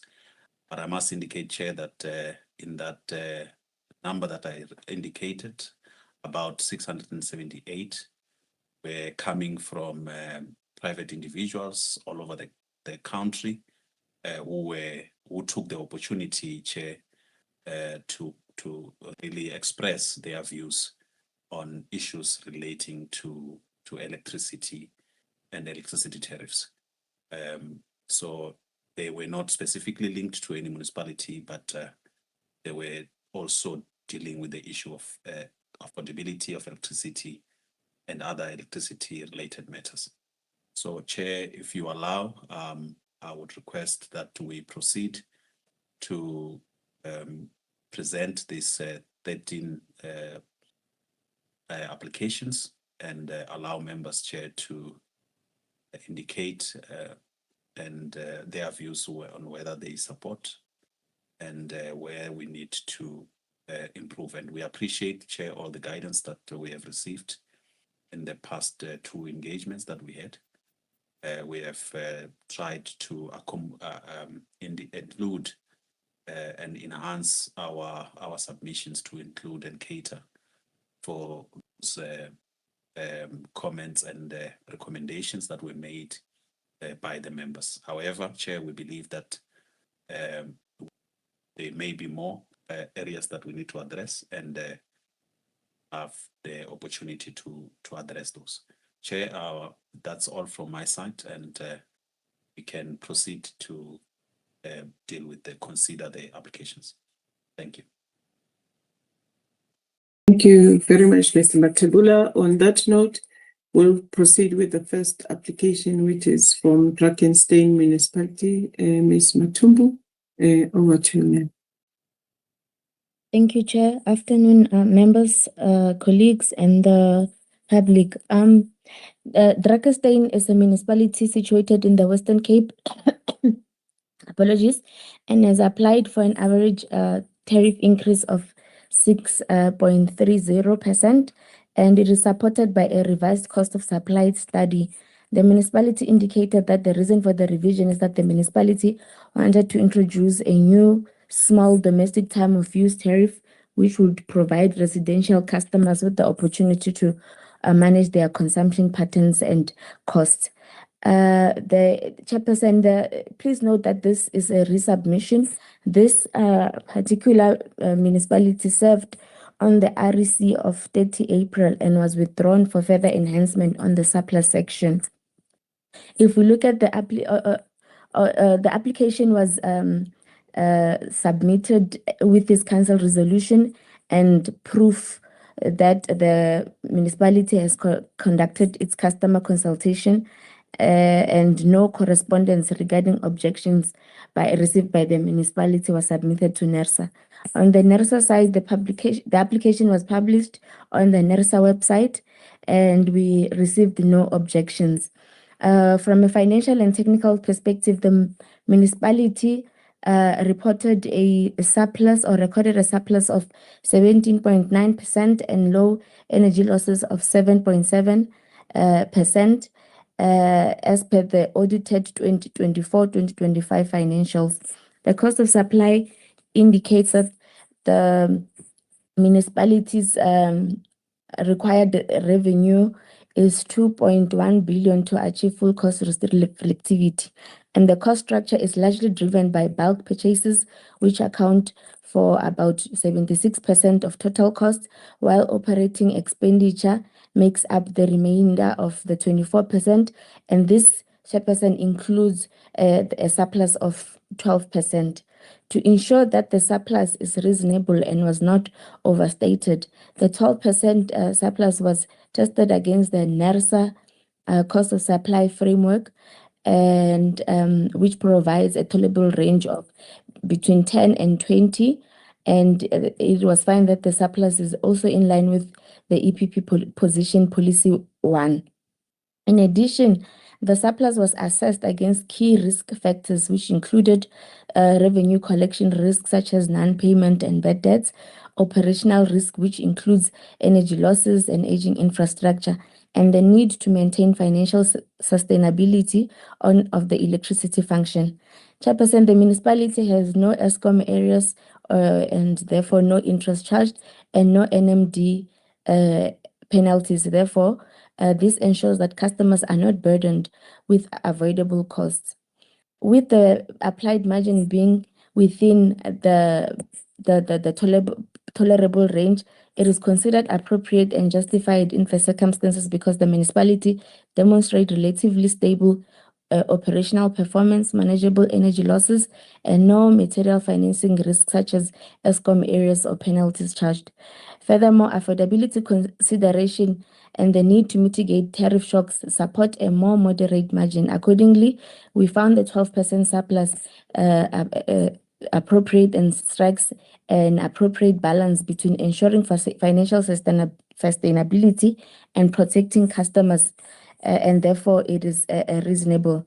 Chairperson, the cost of supply also showed a level of cross subsidies where over recovering customers are subsidizing under recovering customers, and the municipality is encouraged to develop a cross-subsidization framework to objectively address the cross-subsidization issues in a transparent and fair manner. To reach cross-reflectivity, the cost of supply indicated that the municipality should increase its tariffs by 8.6. However, the municipality elected to implement a lower increase of 6.30, adopting a phased approach. This approach reflects a deliberate balancing of financial stability and affordability consideration, particularly given the socio-economic context of its customers.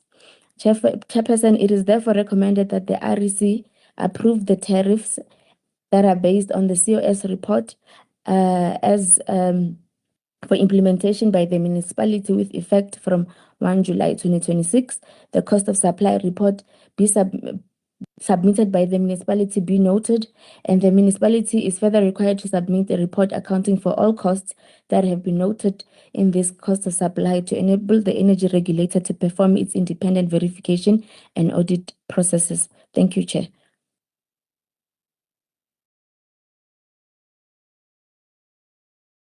Thank you, Ms. Matumbu. Members, any questions, issues of clarity that you may need on this particular submission or points of enhancement that you may have? Mr. Mkiza, I see your hand is up. You may proceed, sir. Thanks, Chairperson. Thanks, Madam Matumbu, for the presentation. Under 1.5, you talk of the municipal resolution and proof of having conducted customer consultations. If we can just finish it off by or augment it by indicating if there were any comments received, and if yes, what were the responses, if any. And then I hope you will also update 1.7, noting the date of today's meeting. Also, I think that under 2.4.2, we can include the fact that public participation processes were conducted by both municipalities and the energy regulator. Then, if that is the case, from our side, I also appeal that you ensure that the table on revenue requirement components, you make it more clearer, more readable. And I think under 4.4.18, make a proper reference because it is still table 4. That growth of 29% in terms of depreciation, if you may just provide maybe some reason. I mean, with that, could be that maybe they put additional assets in the intervening period. If we just allude to that. I think the 12% is just falling within the range, and under 4.14, not referred to as benchmarking as such, but just simply falling within the range. Otherwise, I am supportive.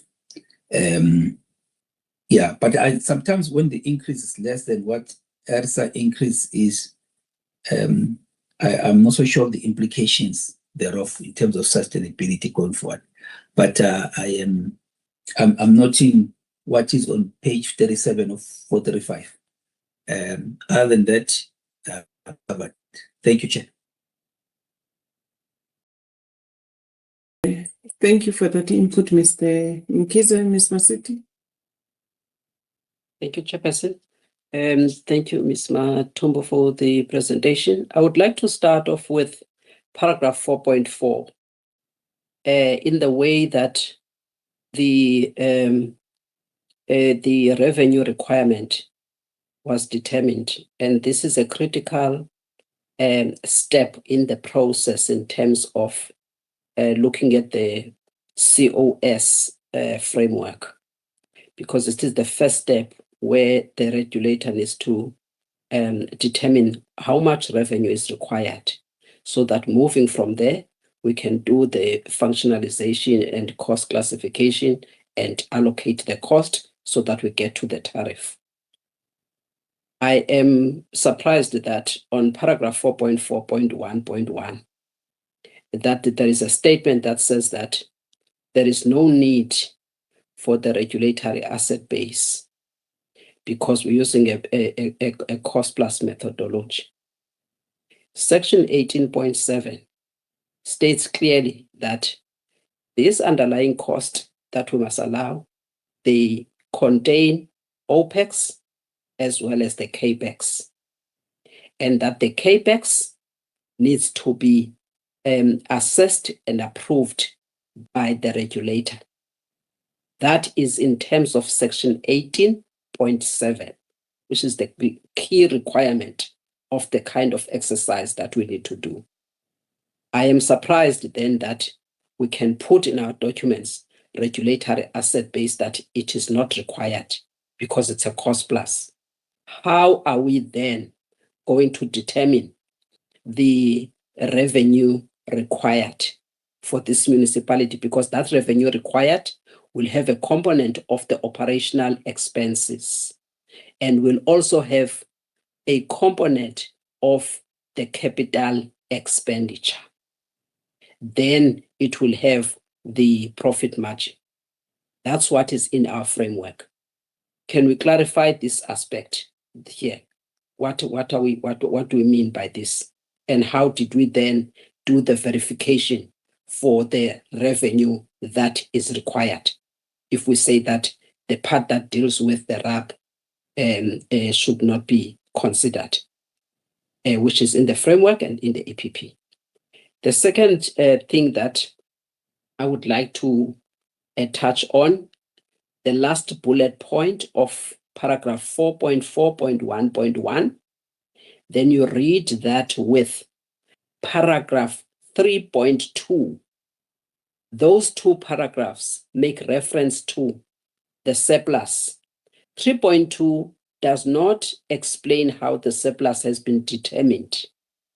Yet in paragraph 4.4.1, we link it to reasonable surplus margin, which is probably something that we talk about, that reasonable profit margin.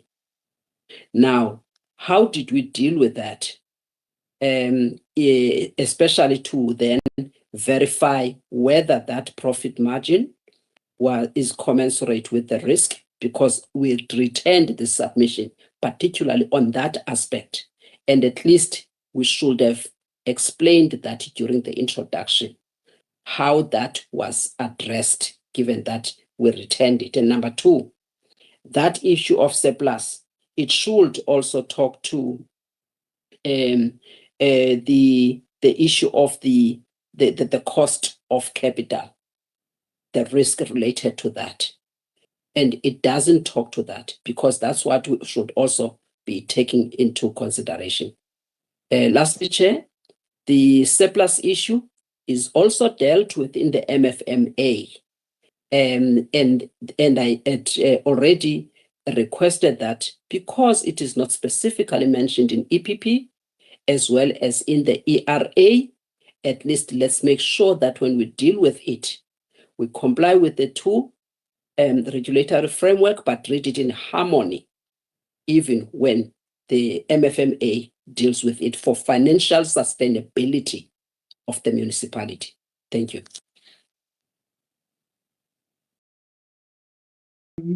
Thank you, Ms. Rossetti. And Ms. Matumbu, do you want to come in? Thank you, Chair. With regards to Mr. Mkhize's comments, those are noted, and they will be enhanced in the RFD. And thank you, sir. With regards to Ms. Masetti's comments, the cost plus methodology, Ms. Masetti, does not take into account the RAB. So in terms of capex, it uses depreciation.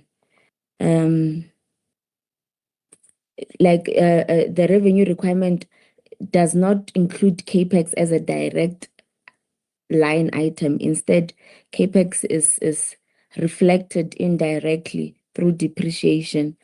That is how we dealt with that mem, and we ensured that hence we indicated that the surplus, we tested it against the approved tolerable range as per the cost of supply framework, which is approved by NERSA, to ensure that whatever surplus that the municipality is applying, it's within those tolerable range, to ensure that it is sustainable. Thank you. I'm not sure if that will cover your questions, ma'am. Thanks. Chair, if I can maybe add. Yes, please, Mr. Matebula. Yeah, so I think the issue of REB, the way it has been put on the document, maybe it is misplaced. But the attempt was obviously to distinguish between the cost plus methodology and the return on or rate of return methodology. It was to try and differentiate the two. But I think the part where we are explicitly saying no regulatory asset base, probably it is not entirely correct, but especially because when you deal with depreciation of assets, it is regulated assets. So that is where the regulatory asset base will still come in. Chair, on the part of the surplus and its reasonability, Chair, considering that this municipality has intentionally requested for a lower tariff increase, its financial sustainability, it's hinged on the surplus that it's currently provided for this municipality. I think Mr. Mkhize had indicated how will the municipality cater for its cost with a tariff that is lower than that of the bulk supply. So also understanding that there may be other sources where the municipality is able to supply its customers besides ESCOM, but that on its own it introduces a risk to the municipality, and that risk is absorbed by this surplus factor of 12%. I just wanted to add on that, Chair. Thanks. I'm not sure if maybe Ms. Mabinya, as part of the team member, would like to add before you take comments from members. Thanks. Thank you. I'm also mindful of the time. I see Mr. Mkhize, he's addressed. Ms. Masetti, you may come in. You've got 1 minute to do that. Chairperson, my question is not answered. I appreciate the clarity that Mr. Matebula provided regarding that problematic paragraph 4.4.1.1. But the issue of the surplus risk, I am saying, it was the reason for returning this submission, is still not dealt with. And I would like to also put it on record that it is incorrect that we cannot consider the asset value, because it is clearly stated in the very same document that we are looking at, the policy position, which states clearly how to determine the reasonable return. Well, one thing, and then the second one being the profit margin commensurate with the risk based on the appropriate asset value. So, and I've tried to guide, Chair, by saying that when we determine the revenue is made up of the OPEX as well as the CAPEX. So the cost of capital, and also to ensure that the surplus will cover the refurbishment plans of the municipality and the risk associated with the cost of capital, not necessarily the work. The work would have been on the rate of return. But here, the cost of capital aspect for the surplus, I'm guiding again and I'm mentioning specific issues. That is not dealt with to demonstrate how that was taken into account. And I think this is sufficient guidance on those specific issues that are not spoken to in relation to the chosen methodology. Thank you. Thank you. Tate Matebula or Ms. Matumbu, any comments before we move on to the recommendations? As I've mentioned, thank you, Chair. As I've mentioned that under the cost plus methodology, CAPEX is reflected indirectly through depreciation.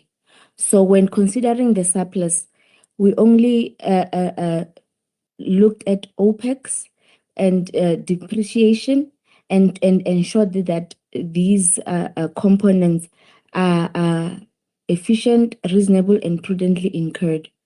And we further evaluated this surplus against the regulatory ranges and policy guidance. And we also don't want let me just end it there, ma'am. Thank you. Maybe my other colleagues can come in and assist. Thank you. Okay, thanks. I think maybe it's a process issue or application issue of the process that is followed. I think Ms. Masetti indicated that revenue, you take the OPEX and CAPEX, and you're saying in terms of the cost plus methodology, you have indicated or taken through the issue of the depreciation and looked, or rather CAPEX and depreciation, and look at the efficiency thereof. So probably it is the process of analyzing the application that may be sort of not aligned. But for me, what is important is for you to indicate that at the end it does give the results that are expected on the application. Mr. Mkuze, your hand is up. Thank you very much, Chairperson. I think it's just important because they did making this here. As a country, sometimes we fail in expressing ourselves in the sense that you sometimes we use cannot and is not and may not, alternative when we mean different things.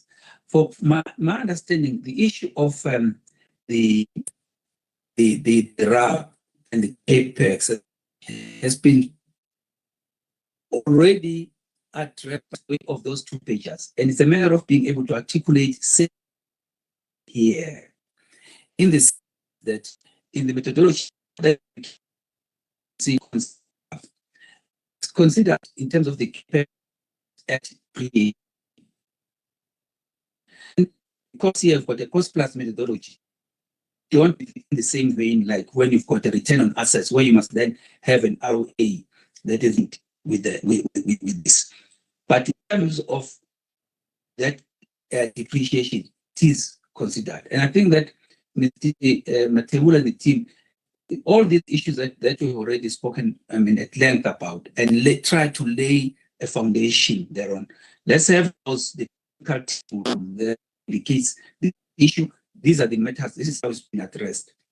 Because in other submissions, this has been very well articulated. And I think that just transpose it from there to this submission. So we can then be able to progress. Thank you.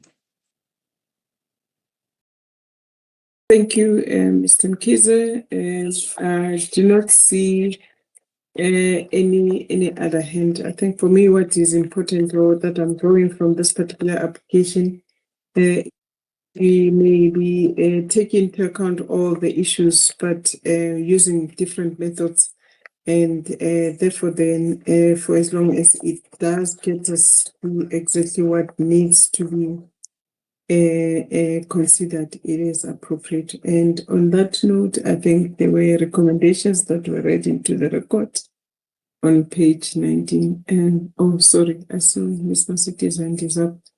And Ms. Maseti, you may come in. Thank you, Chairperson. Chairperson, I would not like to delay your meeting.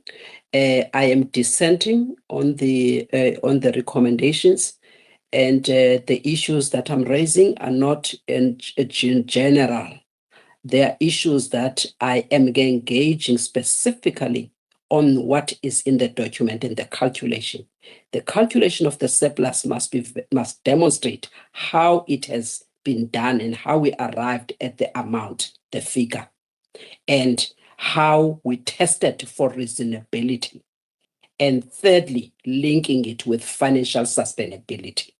That's what we need to do. And by doing that, we have done the harmony that we are required to do for the MFMA surplus related issue that is mentioned there, for what the profit margin is expected in the EPP, and linked with the ERA, those three together. So I'm raising that in that regard.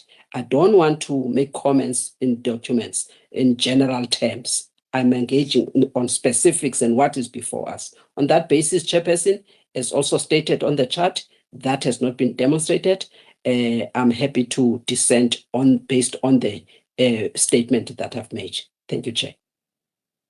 Noted, Ms. Masetti, but we were not yet at the voting stage, but we'll note that. And members, the recommendations are on page 19, noting Ms. Masetti's reasons for dissenting or not supporting the decision.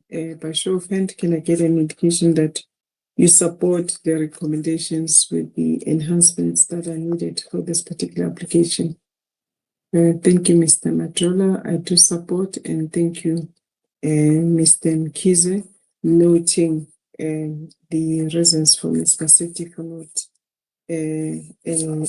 supporting, or rather her dissenting decision on this particular application. May we then move on to the next one? Members, I'm just mindful of the time.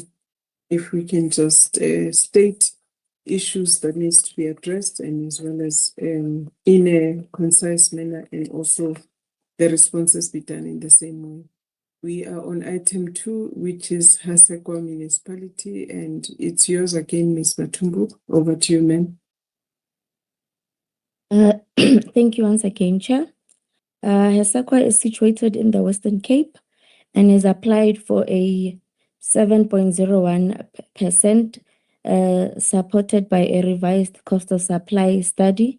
The municipality used a cost plus methodology when conducting the study, and they indicated that the reason for the revision of their cost of supply is that their previous study had exceeded its 5-year validity period. Chairperson, we should please also note that this is also a resubmission, and it served on the meeting of the 30 April and was withdrawn for further enhancement on the surplus section. The application, Chairperson, was received on the 31st of March, and the municipality submitted its council resolution and proof of having conducted customer consultation together with the application, and no correspondence regarding objections received by the municipality was submitted to NERSA. NERSA published the application on the website, and we received one objection. The stakeholder raised concerns that the cost of supply did not adequately justify the proposed increase in basic charges, particularly given that the inflation and CPI are lower than the ESCOM tariff increase. Chairperson, the stakeholder comment was analyzed, and this was discussed on table 7 on page 82 of 435, and responded to the customer comment by saying that the regulator takes into account all charges, all fixed charges and cost drivers that the municipality submits to us, and ensure that only efficiently and prudently incurred charges are then translated to tariffs, and that such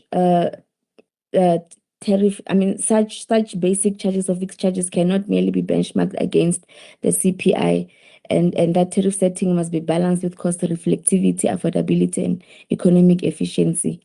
From a financial and technical perspective, Chairperson, the municipalities recorded a surplus of approximately 11% and energy losses of 9%. And this shows that the municipality is financially sustainable and operates its electricity business efficiently.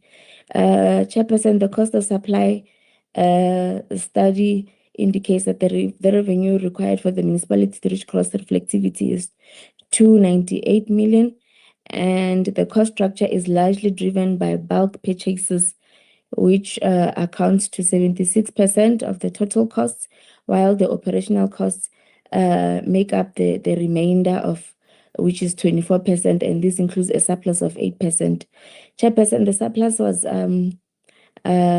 tested against the NERSA COS framework and also assessed in line with the key risk factors, which include revenue, risk collection such as non-payment and bad debt, operational risk including energy losses and aging infrastructure, and the need to maintain financial sustainability of the electricity function.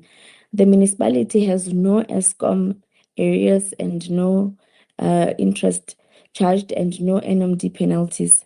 And even though the surplus is below that tolerable range, it is considered appropriate.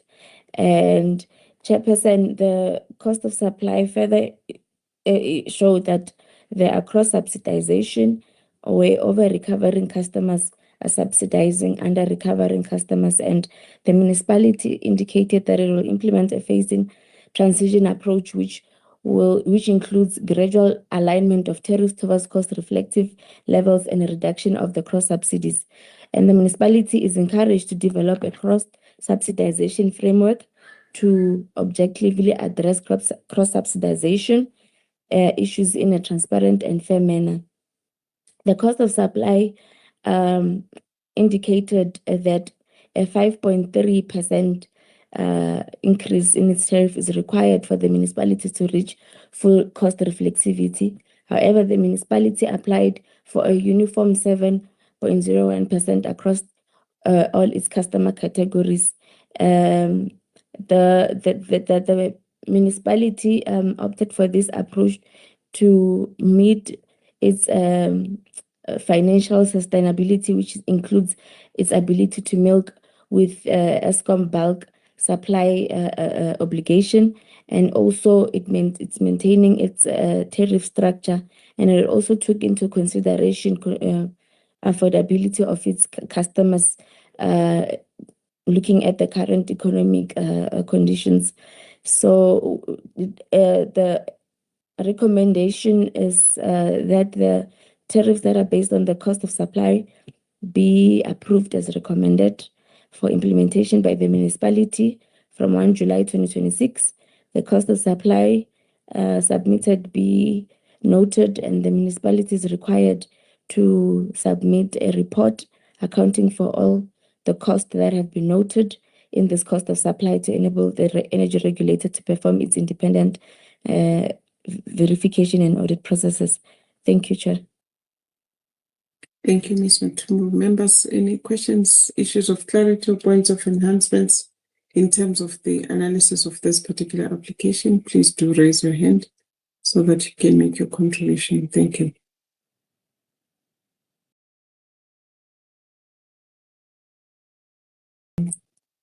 Ms. Basiti. Thank you to Ms. Matumbu. Ms. Matumbu, as you have noted, the objection on the cost of supply, a certain cost that, or at least the cost of supply in terms of the accuracy of the cost of supply, of which cost of supply influences the tariff that is required and the decision that we are required to make. May you please indicate what verification have you done on those costs, specific costs that form part of the objection to the cost of supply, so that we avoid issues of taking a tariff decision when the cost that are used for the tariff decision are costs that are based on the challenged or the cost of supply study that is being challenged and objected to. That's the first thing, those specific costs. And just to clarify, then how did you verify those to make sure that at least the decision of the regulator is insulated in that respect? And then the second thing, if you can just deal with I can see on table 4, for instance, where you deal with the wires and also the bulk and so forth. If you can just indicate the relationship between the surplus itself with also the capital related cost. Thank you.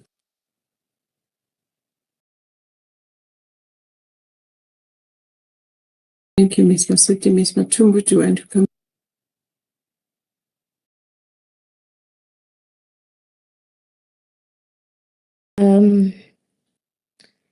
Thank you, Chair. To respond to Ms. Maseti's questions, sorry. The fixed charges, ma'am, we verified them when we looked at the customer related costs and not just the energy and demand costs.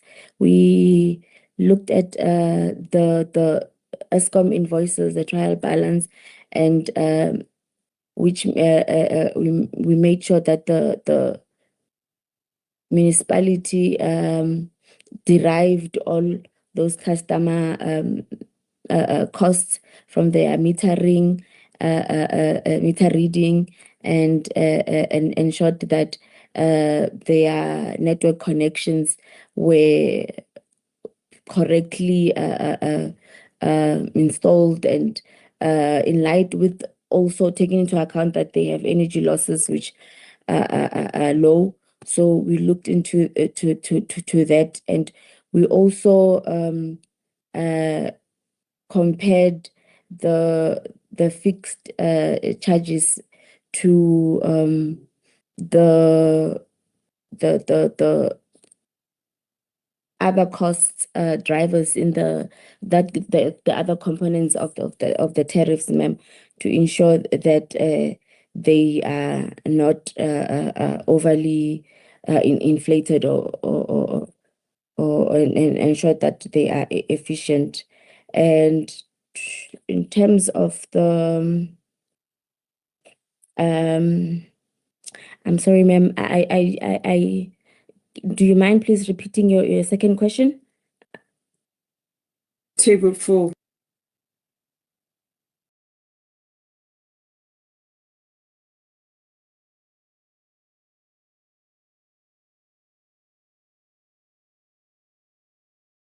Ms. Maseti, if you can repeat that, I think it was on table 4, the relationship with the cost of capital that you raised. Table 4, I'm just trying to get to the page. You may come in. I see your hand is up.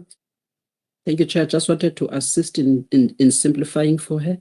What I wanted you to assist with is just on the surplus. Remember that the surplus must be linked to the profit margin. Remember, there are two options in the EPP.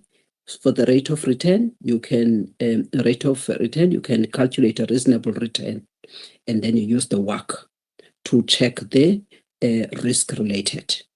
Now, if it's the cost plus, there is you must use the profit margin, which is step 1 as articulated in the COS framework that we are using. And in addition to the fact that the other option is the cost of capital.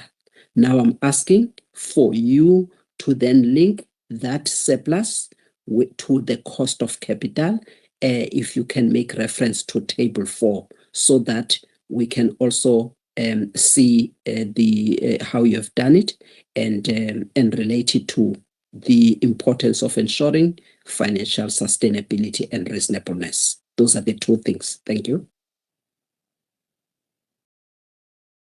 Oh, okay, thank you, ma'am. The surplus took into account the depreciation, which you as highlighted in table 4 for both the wires and the retail, and the depreciation acts as the proxy for the capital expenditure, ma'am. So the surplus took into account depreciation, and we verified the surplus, or we tested the surplus against the cost of supply tolerable range to ensure that it is not overstated.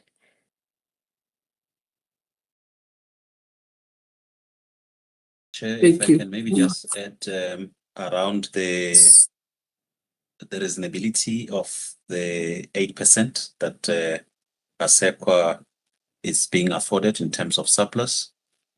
Chair, if you look at ASEQA's OPEX, we see that there is obviously that increase, and on it's bulk purchase is amounting to about 78% of the revenue required, and the other 22% it's for OPEX. So if you look at the past 2 years, there's been an increase in the OPEX, and the current required increase is below the bulk approved increase, and that in itself, Chair, it introduces a risk. So that the surplus of ASEQA continues to drop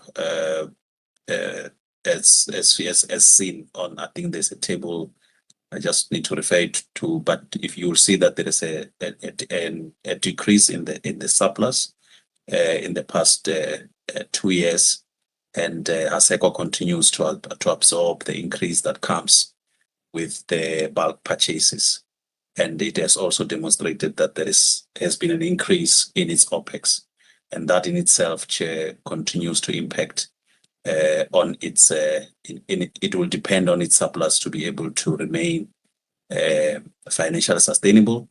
The last thing that I wanted to talk to, which is on the same table that we are talking about, there is also the cost of losses that has been accounted for, Chair, that is indicated on that table. So that as well, Chair, will continue to erode on the surplus that ASEQA is currently being afforded, over and above the fact that it will not be having a pass-through cost to its customers based on its bulk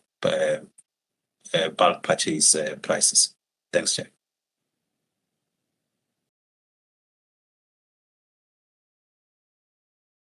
Thank you, Ms. Mastibula. Ms. Masita, are you answered?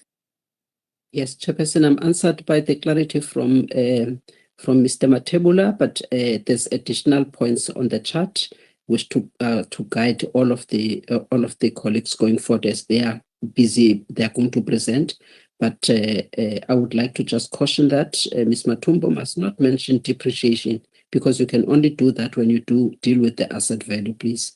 So she can't talk about two now. She's completely confused and make wrong statements. The team must guide senior people so that we take away those things from the record. Thank you.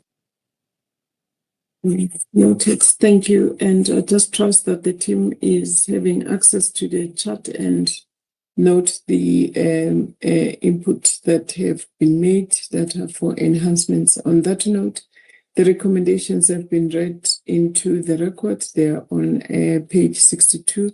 Members, by show of hand, can I get an indication that you do support the recommendations with the enhancements that have been made? By show of hand. Thank you, Mr. Majola, Ms. Masetti, Mr. Mkize, and I do support. We then move on to Gedwana Municipality, Ndate Ralufe. Over to you.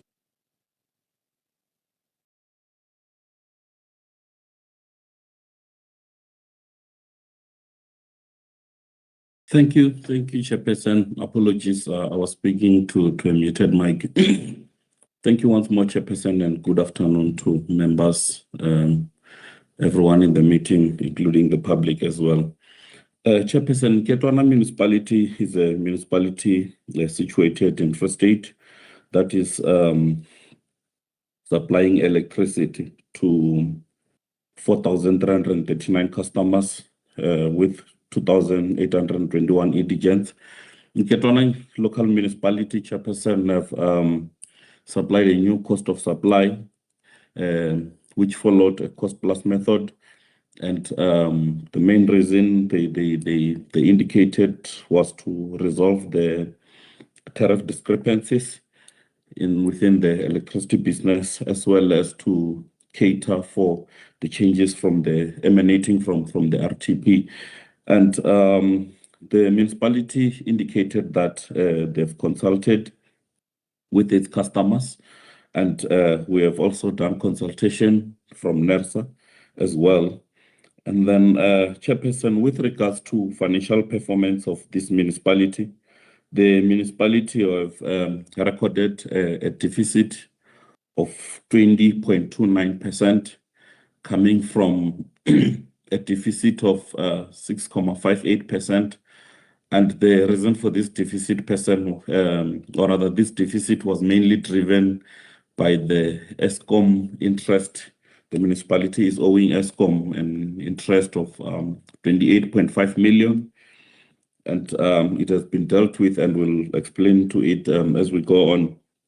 And on energy losses, Chairperson, the municipality have improved on energy losses from 22.72 to 9.87, which is an improvement from double digit to a single digit. Chairperson, and just to give a clarity on the energy losses, despite a single digit, the municipality from the lost revenue, or rather lost revenue from those losses, amounts to 32.2 million of its revenue. And on the cost of supply, Chairperson, the municipality have applied for a revenue requirement of 183 million. And from that revenue requirement, which is applied for, we have done an adjustment, Chairperson, which is on table 6 of the submission, where we have done an adjustment, which was mainly on the ESCOM interest, and the adjustment resulted into an adjusted revenue requirement of 149.2 million. And the adjustment was done on OPEX, and the adjustment also affected the surplus from 5.7 million to 4.5 million. And Chairperson, also on the rate design, or rather, yes, on the rate design, the adjustment was done from the results of the COS of 12.1%, and then it was revised further down to 11.4%.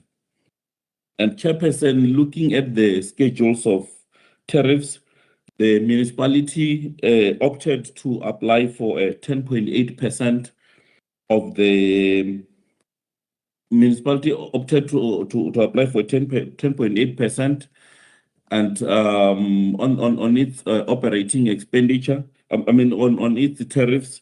And then we found it worth that it be approved as such, because it's even lower than the rate design, even the adjusted rate design. And the municipality indicated that it is due to affordability of customers. And Chairperson, just before I forget, on the issue of cross-subsidization, this municipality, it's highly subsidized by domestic customers, conventional, which was one of the reasons for the new COS. And it's also another customer category that is subsidizing is agriculture, large power users, and some commercial customers. And Chairperson, I would like to usher you to the recommendations emanating from this submission. We recommend that the tariffs that are based on the cost of supply are approved as recommended in the tariff analysis section for implementation by the municipality with effect from the 1st of July 2026. Secondly, we recommend that the cost of supply report submitted by the municipality be noted. Thirdly, we recommend that the municipality is required to submit a report accounting for all the costs that have been noted on its cost of supply study to enable the regulator to perform its independent verification or audit process. And finally, we recommend that the municipality is required to submit a quarterly report, but this was emanating from general recommendations. The municipality have reflected the issue about the issue about improved energy losses. Chairperson, we can then take the fourth one to request the municipality to also, NERSA can also follow up on the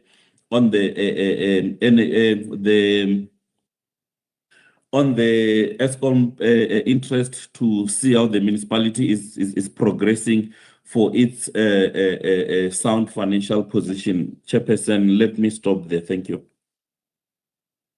Dr. Rolofe, can you just clarify your recommendations? Because what you are saying and what is written on page 118 is quite different. Just tell us what you are amending so that the members can be put to a vote to understand exactly what you are recommending. Because what you're saying verbally and what is written here, it's quite different. Can you repeat your recommendations on 118? Okay, thank you, Chairperson. I would like to withdraw recommendation number 4. And for the record, we recommend that the tariffs that are based on the cost of supply report are approved as recommended in the tariff analysis section for implementation by the municipality with effect from 1 July 2026. And we also recommend that the cost of supply report submitted by the municipality be noted. And we also recommend that the municipality is required to submit a report accounting for all the costs that have been noted in the cost of supply study to enable the regulator to perform its independent verification or audit process by the 31st of January. Chairperson, I withdraw recommendation number 4. And apologies for that, Chairperson. Thank you. Noted. Thank you. Members, on that note, with the recommendations that have been amended on page 118, can I get an indication that you support this particular application? Unless if members do have questions to raise. I think I'm taking up the vote. Thank you, Ms. Maseti, Mr. Chairperson, on the questions. Okay. Let's just hold on the voting, members. Let's take Ms. Maseti's point of clarity or question. Over to you, ma'am. Thank you, Chair. Thank you, Mr. Ralofe. My question is on the statement around this statement. I think we need to deal with it carefully. This statement on the tariff that is based on the cost of supply studies. Especially given the high energy losses and taking other costs that are inefficient there. So, if Mr. Ralofe can indicate sort of I know that he said we will still do the verification, but I think on a reasonable basis, just so that we can show the reasonableness on these tariffs, if you can indicate, how did we ensure that we insulate consumers from paying cost that they should not be paying for, that found their way to the tariffs, first of all, and also just the emphasis on the importance of the revenue improvement and to deal with the energy losses which are actually inefficient and within the municipality's control. If I can get just clarification on that. Thank you, Chair. Thank you. There's another hand from Mr. Mkize. Mr. Ralufe, I would like you to take them both. And Tate Mkize? Thanks, Chairperson, and thanks, Mr. Raluf, for the presentation. I'm just confused with regard to 4. Recommendation 4, because I thought recommendation 4 remains relevant if I'm reading the same here in terms of the energy losses reduction program reports.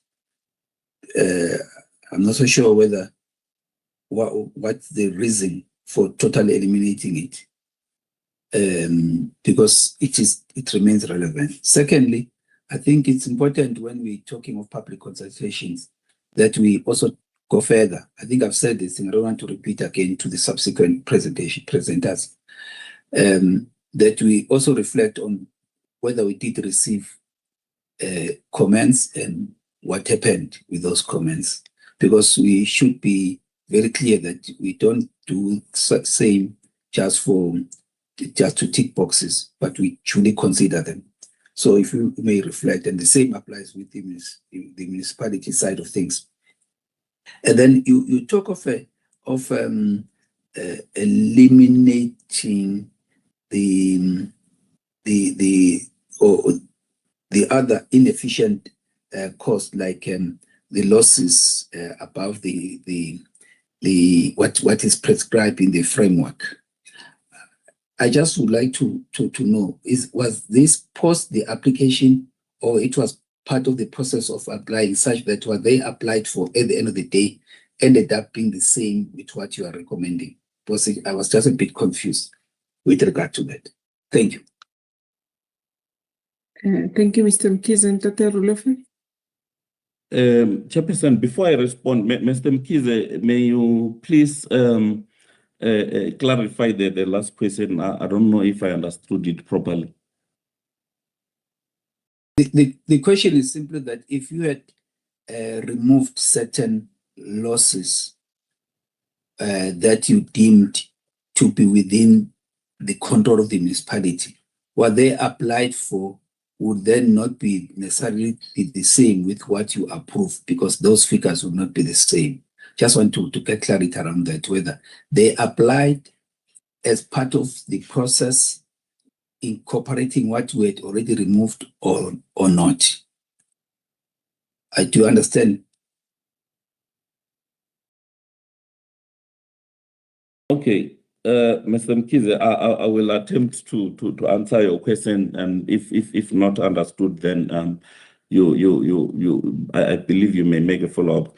Maybe to start with Ms. Masedi's question on energy losses.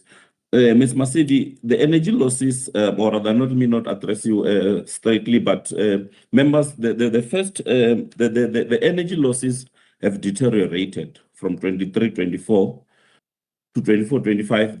They are now at 9.87, which is an improvement for that matter. And then regarding the prudency on costs,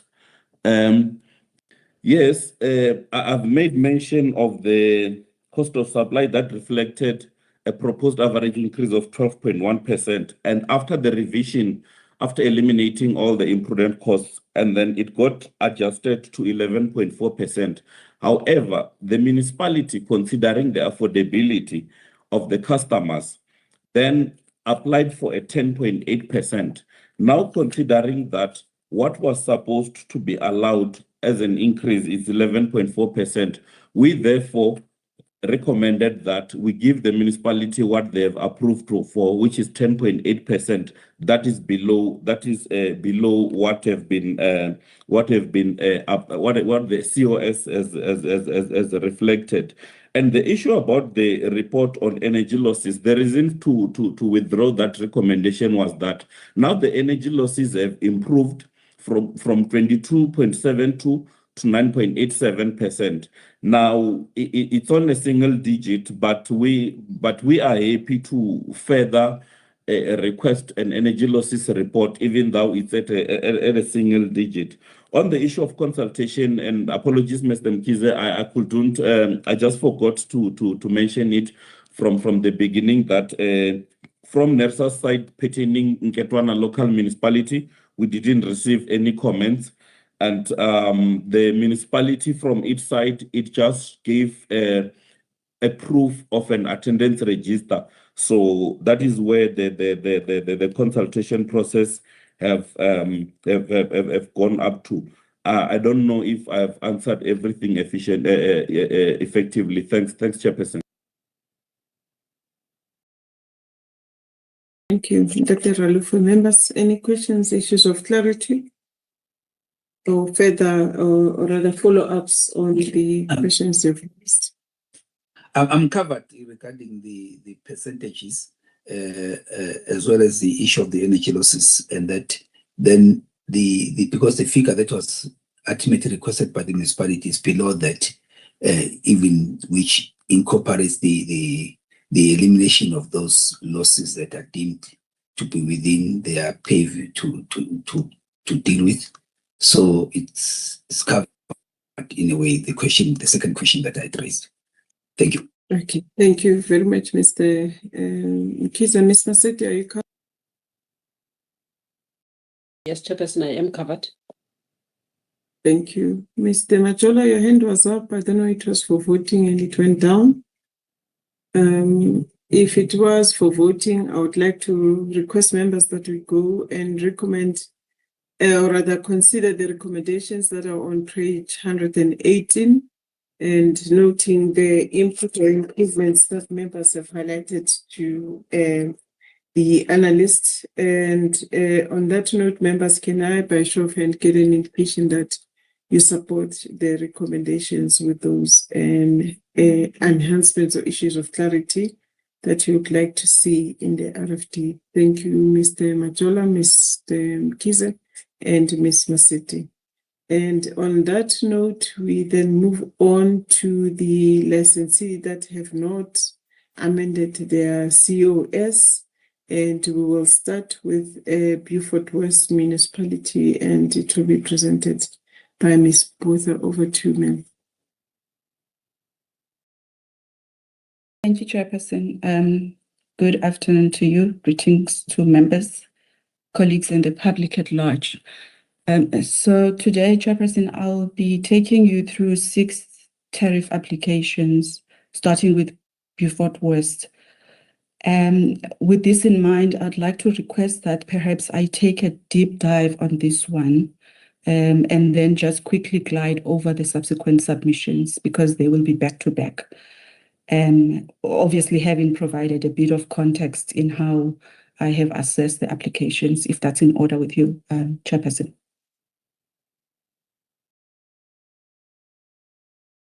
That is fine, as long as you can also cover the issues that have been raised by members in the previous sitting. Over to you, ma'am. Do what is comfortable for you, but address all the other issues raised in the previous application. You may start. I'll do my best. Thanks, Chair. Beaufort West submitted its application on the 31st of March, along with supporting information, including the Municipal Council's resolution approving the tariff increase, as well as some proof of its public consultation process. In compliance with PAJA, NERSA also followed its own public participation process and published the applications as and the licensee's existing cost of supply study. These were published on the NERSA website and all other various platforms on the same day for comments by the 21st of April. We can confirm at this point that no comments were received by the closing date. Then in terms of the application, Beaufort West is situated in the rural outskirts of the Western Cape, and the municipality supplies an economically constrained district with low industrial base, They have applied for an average tariff increase of 8.5% for this current 26-27 financial year. This is versus the 11.32% implemented in 25-26. The licensee conducted its 5-year cost of supply study, which is currently valid until the financial year 2029-2030. And it was assessed for compliance with the cost of supply methodology, and it passed all the checks and balances.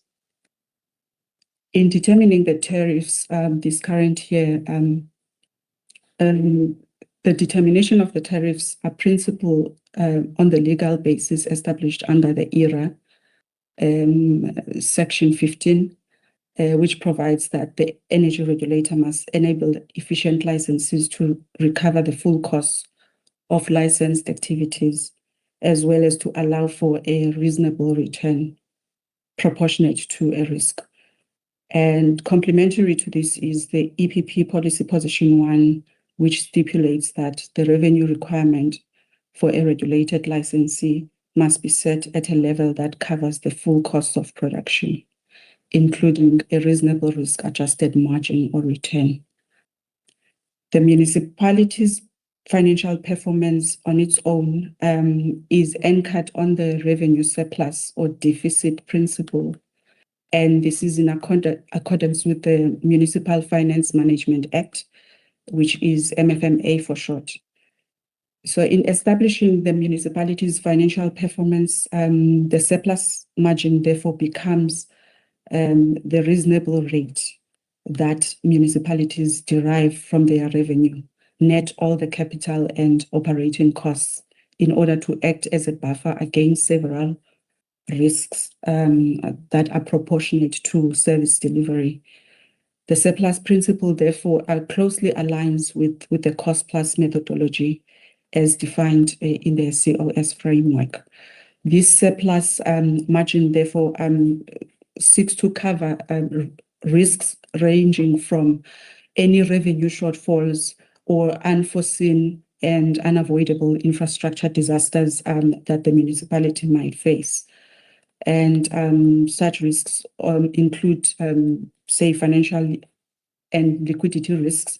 This includes instances where actual revenue collected falls below the budgeted. And also, one of the important risks associated with the buffer that is aligned with the surplus is the operational and service delivery risk, which then allows for the municipality to continue providing their service and maintain the service levels despite any economic changes. So with this context, the municipality has an asset base in approximation of 461 million rands, and the depreciation amounts to 28 million as at June 2025. However, for rate setting purposes, within the same period, the municipality made a provision of roughly 3 million rands in depreciation, and they are forecasting about 4 million for the current period of 2026-27 financial year. This is a normal practice in a cash-based accounting where the municipality only focuses on the actual cash needed to maintain its service delivery obligations. In terms of its performance, Table 3 on Grim Stamp page 150 of 435, Chairperson, illustrates that in the 2024-25 financial year, Beaufort West operated at a surplus margin of 2.32%, which represents a material downturn from a 4% in the previous period. Its energy losses slightly optimized from 20% to 17%. And both these measures of performance suggest a weakening overall position and highlighting increased vulnerability to the financial and operational risks for Beaufort West. The major contributing factor of this has been that the licensee's expenditure outpaced its sales revenue growth during the reporting period. Looking at the revenue, we can see that it grew by 11.9%, whereas the expenditure grew by 16.9%. So this gap alone is an obvious mismatch, and that's apart from technical losses that are attributed to several factors, including the bridging of electricity, as well as some affluent customers that are slowly migrating to other alternative sources of energy, as reported by the municipality. The conclusion on this is to suggest maybe to the municipality to mitigate the risk of long-term sustainability, to apply strong financial controls and curb its expenditure. Then table 4 demonstrates the revenue impact of the energy losses, where the results are simply revealing that under the current scenario of 17% losses, the operating surplus realized is about 3 million rands, and this translates to the current surplus margin of 2%. And in contrary to that, if the losses were to be reduced to 12%, all else being equal, the estimated revenue that could be recovered is an additional 5 million, which entails losses that are kept, and which includes the PET losses that are attributed to lack of collection, because the municipality's collection rate is about 85%, which means it's not only the losses are not only related to technical losses, but also financial losses. And it's not included in this RFD, Chair, but I've done a further step of energy loss reduction scenario in the event that the losses are kept at 6%. And the result in that is that the municipality would recover an additional 10 million rands, equivalent to a surplus margin of 9.7%, should it keep its losses at around 6%. And then in assessing the application itself, I carried out an analysis to determine the merits and the impact of the application based upon various economic factors in the context of the end users and the licensee. In so doing, I considered both scenarios if the application gets approved and if it's not approved. And I had to consider impact on both the municipality, which is Beaufort West in this case. And by the way, Chairperson, just as a reminder, this is the same principle that I've applied for all the subsequent applications that I will be bringing forward. And then taking into account the municipality's revenue and sustainability and the industries that it supplies, the summary of that exercise is in table 7 on page 158 of 435, Chair. And then coming to the allowable revenue, this is now table 5 on green stamp page 154 of 435. I've tabulated the budgeted figures that were submitted for the financial year 2024-25 when we were determining tariffs, which is captured in column 1 of table 5. And then the actual cost for the same period as defined in the audited reports is then represented in column 2 of that same table. Then in column 3.1 and 3.2, I determined the variances between those 2 periods, the budget period and the actual period in 24-25. And then the 3.2 represents the variance in a percentage form, whereas 3.1 column 3.1 represents that variance in rand values. And then for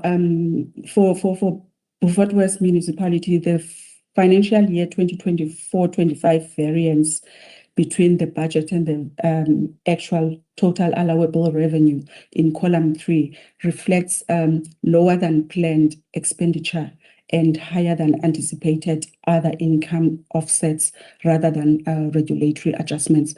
The municipality has therefore incorporated these outcomes into the forward-looking 2026-27 revenue requirement by you will see that further down column 8 and 9, they talk to a decrease in the total allowable revenue by 4%, which means that the municipality has recognized that it requires lesser allowable revenue than it had anticipated in 2024-2025. Then the financial year 2025-26 column is the baseline and represents the budget figures that are supplied that were supplied by the licensee, where the adjustment is made on a forward-looking basis for tariff determination for this period. And then this adjustment takes into account the inflation and ESCOM's bulk increases, and the municipality has incorporated a downward and outcome into the forward-looking 2026-27 revenue requirement. And this is also illustrative on the fact that the municipality is applying now for a tariff adjustment of 8%, which is lower than the previous period's 11.32%. Again, the cost items were verified against the audited reports to avoid any misstatements by the municipality. And on the operating costs, I can confirm that the only item classified under shared costs is the bad debts written off provision, because these costs represent an unavoidable collective cost of running the entire municipality rather than the direct costs of supplying electricity. So these bad debts then were shared among the divisions within the municipality. And then in terms of bulk purchases for the current financial year, the municipality is projecting an expenditure of 131.5 million, which accounts for 82% of total costs. And there are no NMD accidents, penalties, no interest charges included in the costs. And then for operating expenditure, the licensee seeks an OPEX of 26.4 million. And this represents about 15% of the total costs, which are adjusted downward from the previous year's 36.4 million. I think you need to wrap up now, Ms. Botha. I'm getting there. Thank you. Then in terms of surplus, the licensee is projecting a position of 6.9 million, and it equates to 4% return on the operational efficiencies. With all the considerations, therefore, Chairperson, I can conclude that in the current environment, it is appropriate to approve the Beaufort West tariff application, and the associated recommendations are on green page 140 of 435, and I will read them into the record as follows. We recommend that the REC approves the tariffs that are based on the cost drivers as recommended in the tariff analysis section for implementation by the municipality with effect from the 1st of January 2026, and to also note the cost information submitted by the municipality And we further request that the municipality to submit by the 31st of January 2027 an audited financial report accounting for all costs that have been noted to enable the regulator to perform its independent verification audit. And lastly, the municipality is required to submit a smart energy losses reduction plan on a quarterly basis, which commences on the 30th of September 2026 to enable the regulator to closely monitor these. And that brings me to the end of my talk, Chairperson. Thank you. Thank you. Thank you, Ms. Potter. And I have allowed you to take as much as you have taken. And it's almost over 20 minutes. And in the next presentation, the 5 presentation you have, please try and minimize that because we're trying to manage time. We are due to finish at 5. So it is 10 minutes of presentation. Take the submission as having been read by members. And on that note, I'll move on to the members to just get issues of clarity, questions, and points of enhancements. I see there's a hand from Mr. Majola and Ms. Massetti and Mike. I don't know if we're voting, but I just thought I needed to take questions first. And if the hands are for questions, I'll take them. Mr. Majola, over to you. Thank you, Chair. Thank you, Madam Porter. Indeed, my hand is for a question. Madam Porter, will appreciate that there's so many submissions that we have to go through. So we might have missed 1 or 2 things when we are reading your submission. But in all the other submissions that I've seen so far, they do state clearly that they are using the cost of supply methodology. And I tried to check on your, but I was just going quickly through your one. I couldn't find the statement where you are saying you are going to use the cost of supply, but probably it could be that I missed it. But nevertheless, looking at your table 5, it definitely looks like you are actually using the cost of supply. So in terms of the questions that I want to ask, being that, and it's really more one of the issues that has been coming out in terms of the cost of supply methodology.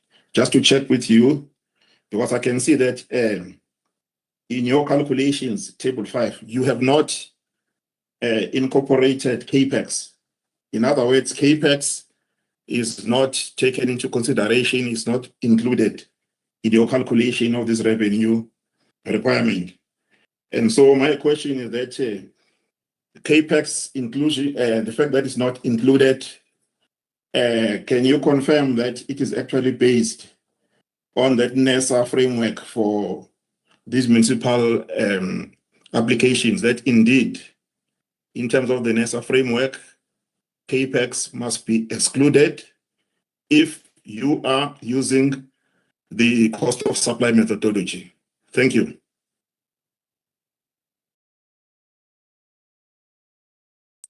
Thank you, Mr. Majola. I'll proceed to Ms. Massetti. Over to you.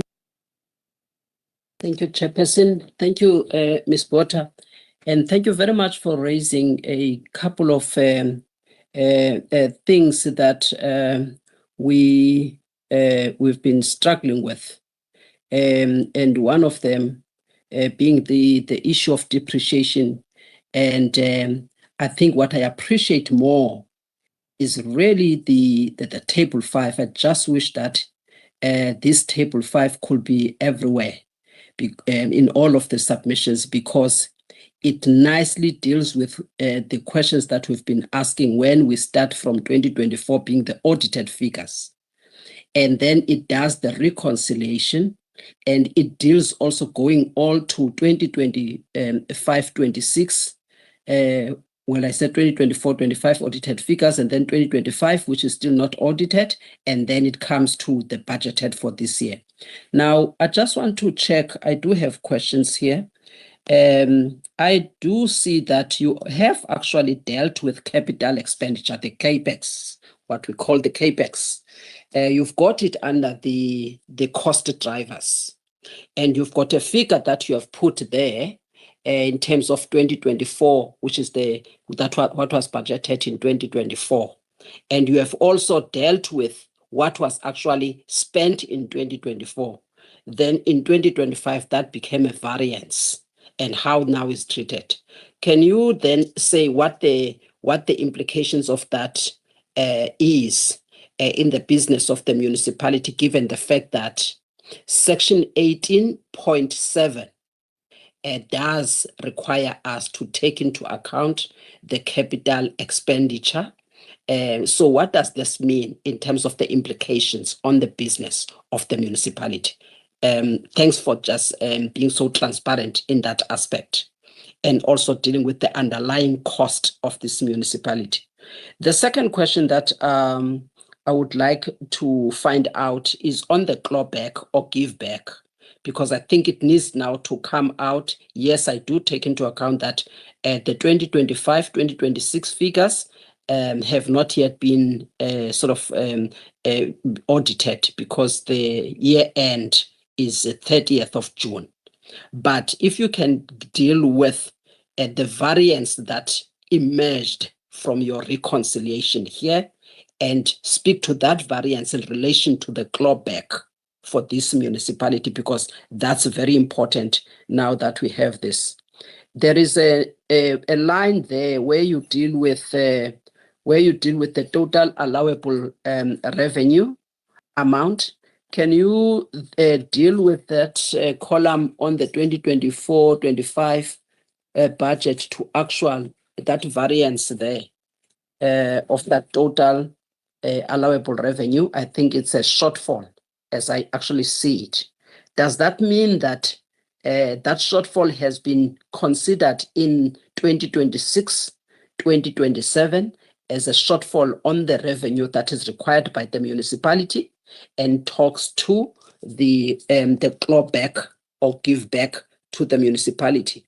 Then the last point that I have is in relation to the energy losses, which were quite high. If you look at 2024, 2025, 2024, 2025, you have provided a table.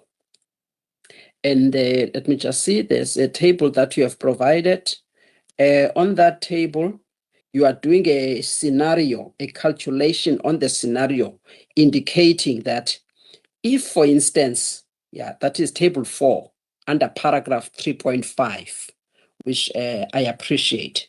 So if the table 4, paragraph 3.5 deals with what could happen, why did you use the 12% instead of a single digit? Maybe just to expand your scenario there, because what we should be aiming for is a single digit as opposed to the double digit, the 12%. If you can go down and maybe just expand on that to improve the revenue of the municipality. Thank you, Chairperson. Thank you, Mr. Mkhize.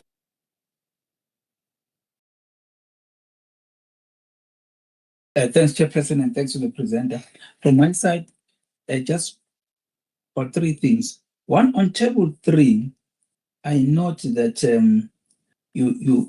for 2023-24, you talking to the approved and not the actuals. What were the actuals? Maybe if one may understand.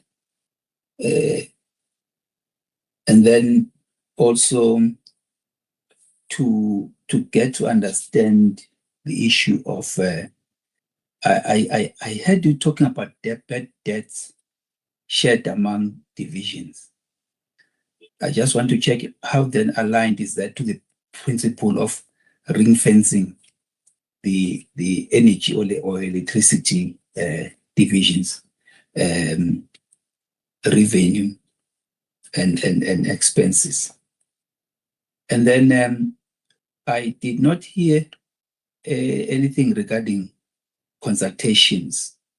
If you can just enlighten us in terms of consultation by the municipality, responses thereto, and by our NERSA. I also would like to say that we have already put a principle that going forward, we would require proof of the consultation, not just the attendance, but how the municipalities have duly considered those inputs or comments put by stakeholders. So I take it that it was a slip of your tongue when you spoke of 8% tariff increase instead of, because what I'm seeing here is 8.5. I take it that it is 8.5. Consider this is a slip of your tongue, unless otherwise corrected. That is all from my side. Thank you. Thank you, Mr. Kize. And I think also from my side, the issue that I didn't, or rather that I intend to raise in terms of the presentation, there was an indication that there were no comments in terms of the NERSA consultation process and no indication at all or mentioning of what has happened on the municipal side, which we have been emphasizing in terms of the past presentations that you've got, and also the percentage applied for was not very clear. And lastly, on the 12%, and I think the other presenters have been really taken to task to justify the 12%, and you have also done so, and you are not confirming as to where this 12% is emanating from. Is it based on the framework or not? And you've just mentioned it under table 4 without indicating as to where it is coming from, whether it's based on the framework or let me just say the basis of it is not clear. And also the issue of the methodology used. You are not stating as to what exactly is the methodology that you have considered that was coming from the applicant. I will stop there. I think the bulk account, I think you did respond to it. I had a question on that. And and I think the other one was raised by Mr. Majola on table 5 in terms of the capex, because in the last sitting there was a lash out in terms of the fact that there's a need to consider capex as well as the OPEX costs. And in terms of your presentation, that is really not clarified. If you can cover that, it will be appreciated.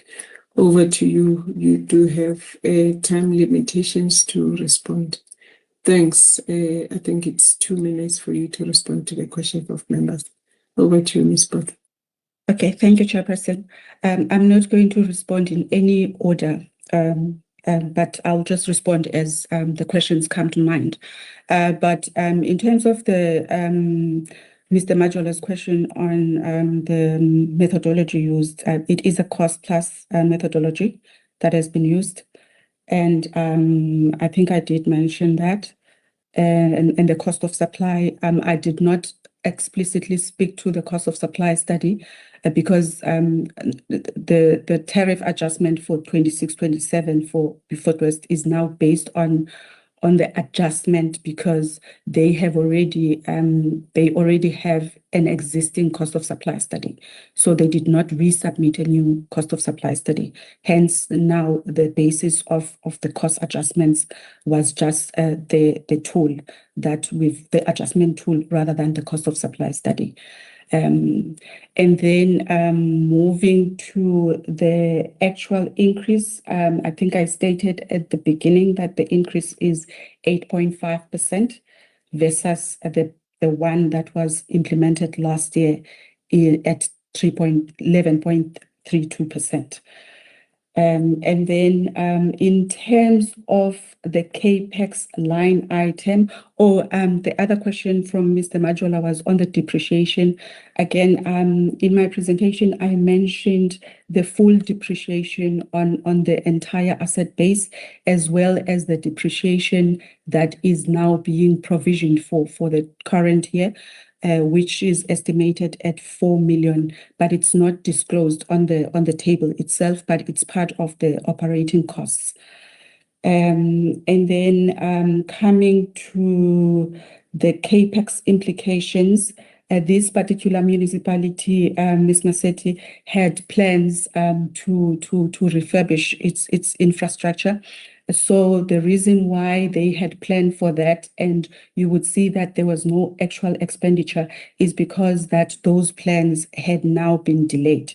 And they will carry them forward in the subsequent years. So there were delayed capital projects that should have been taken care of by that capital expenditure provision. And then in terms of implications, obviously they are still going to be experiencing some technical loss issues because they have that those capital projects now delayed or on hold. And then when it comes to the variances on table 5,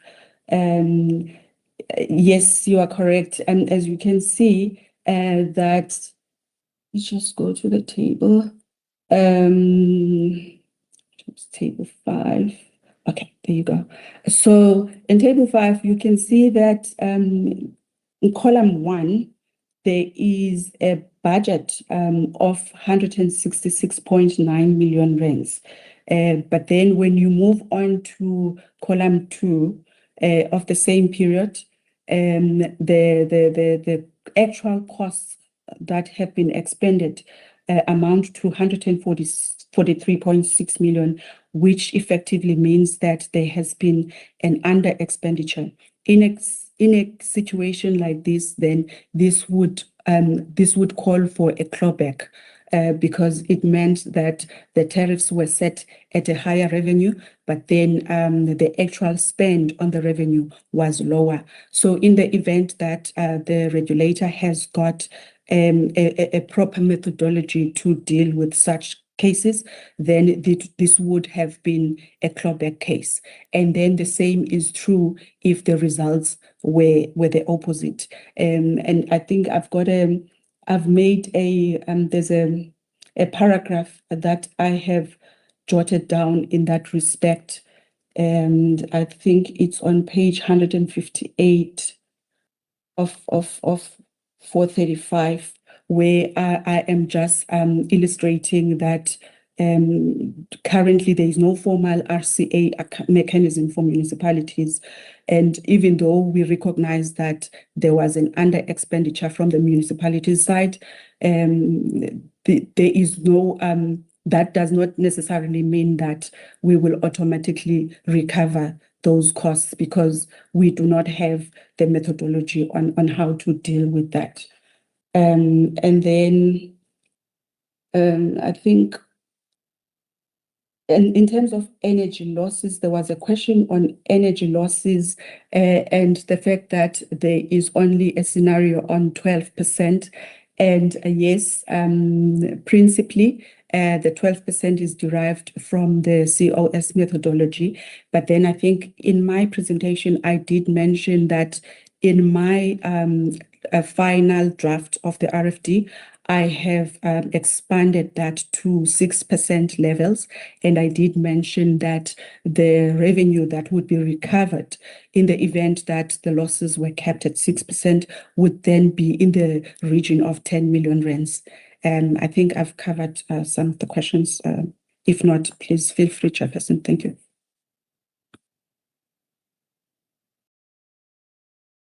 Members, any follow-ups that you may have? Ms. Masetti, your hand is up. Can you come? Thank you, Chairperson.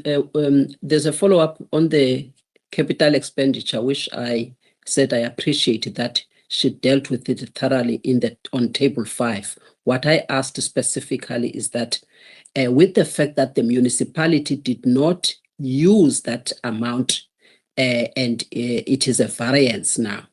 So the fact that it has not used it, yes, you are, what I wanted to understand is just the implications on its business.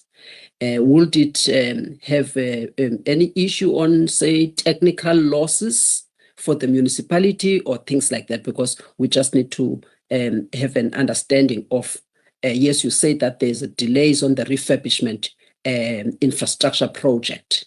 But what is key for me, at least, is to understand the implications of that, given the fact that the municipality already has high energy losses. And I like the fact that you have separated technical losses as well as the energy-related losses. But I want to know what impact on the business. Thank you.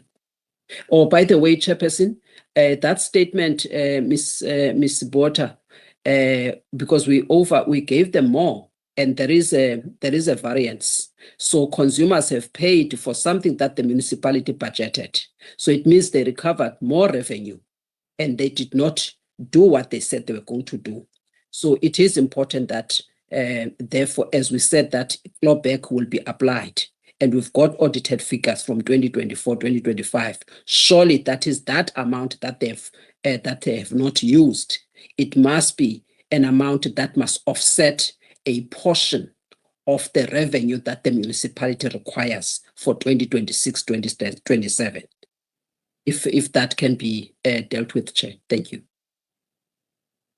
Thank you, Ms. Botha. Please do address the issues raised by members as follow-ups. Over to you. Thank you, Chair. Maybe I was not clear enough, but I did mention, ma'am, that due to the fact that the planned capital projects have now been delayed, the implication to the municipalities that they will continue experiencing the technical losses, because that was one of the reasons why they had earmarked those funds to progress with those capital projects. Yeah, I think I will stop it here because, as mentioned, yes, this is a scenario that that calls for a clawback in the event that the regulator has got a proper mechanism or methodology that would guide us on how we claw these additional funds back. Thanks. Thank you. I'm not sure if you do answer the questions from the members in terms of that, to say that if there are capital projects that have been delayed, and therefore then how have you dealt with them in this particular application, and how you have dealt with them will guide the regulator as to whether there's a need for a clawback or not. Maybe it's just my understanding of your verbal presentation that is not clear as to whether these delays in capital projects that were considered previously, and how do we claw them back, or do we need to do a clawback or not? I'm just not getting a thorough response from you on that. But I see there's a hand as well from Mr. Majola. Mr. Majola, you may come and say. Yeah, thank you, Chair, for the opportunity again. The issue that I just want to once again from Madam Bota is actually a question of saying, when you are calculating the revenue requirement, because I can see in table 5, you have calculated the revenue requirement and you've got a number, but I'm just questioning whether, when calculating the revenue requirement, the issue of CAPEX itself, not the depreciation, CAPEX must be a part of the calculation or not. Why I'm saying this is because earlier on in one of the presentations, I think one of the presenters said CAPEX is not part of the calculation of the revenue requirement if you are using a cost of supply. So that's just what I just wanted to check with you, that in calculating using the cost of supply methodology, Does CAPEX become a component of the calculation or not? Thank you, Mr. Majola, for that. Ms. Potter, you may come in on the follow-up points from the members. But before you do that, I see there's a hand from Mr. Mkhize. Let me take Mr. Mkhize so that we answer that. It's a small one, Chairperson. Maybe it escaped my ears. Whether we still stick to approved figures or just talk to the actual figures for 2023-24. Just didn't get a response to that. Okay, noted. Ms. Potter? Okay. The table 3. Let's go to table 3. So the FY 2022-2023, it talks to what was approved in that period, and that formed the basis now of the adjustments in 2024-25. So we have because that information now is extracted from the distribution forms, and there's a 2-year lag there. Therefore, it's important that in this current year, we are supposed to reflect the previous 2 years of municipalities' determinations. So that was approved during that period, but then it surfaces in this period because there's that 2-year lag with the deforms. And then coming back to Mr. Majola's question on the CAPEX, yes, that is correct. The CAPEX is dealt with via depreciation on the existing assets of the municipality. But in this case, and I think this is the only municipality that had capital project plans that it wanted to implement and made a provision for to expand within the 2024-25 time period. But then it has not done so because of some issues and some funding that did not come through that it also expected from the government as the supplement to that capital projects provision. And how we have dealt with it in 2025-26, you would have seen that in that same table 5, there is no longer that provision no longer surfaces in the subsequent years because it has now been removed from the revenue requirement until such time there's a requirement again for the municipality to implement its capital project plans. And then I think answering the question of clawback and under recovery and over recovery, again, the licensee had budgeted for a revenue upon which we had determined the tariffs in that period. But then the audited financials demonstrate that there was a lower expenditure than planned. So what that effectively means is that there has to be a clawback with that variance that is reflected in column 3.1. So it means that there's an underspend versus what was approved, and therefore that would call for a clawback.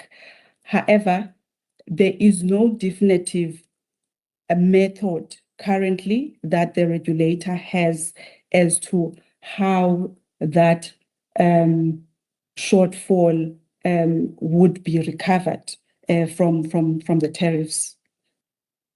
I think, yeah, I'll stop here, Chairperson. Thanks.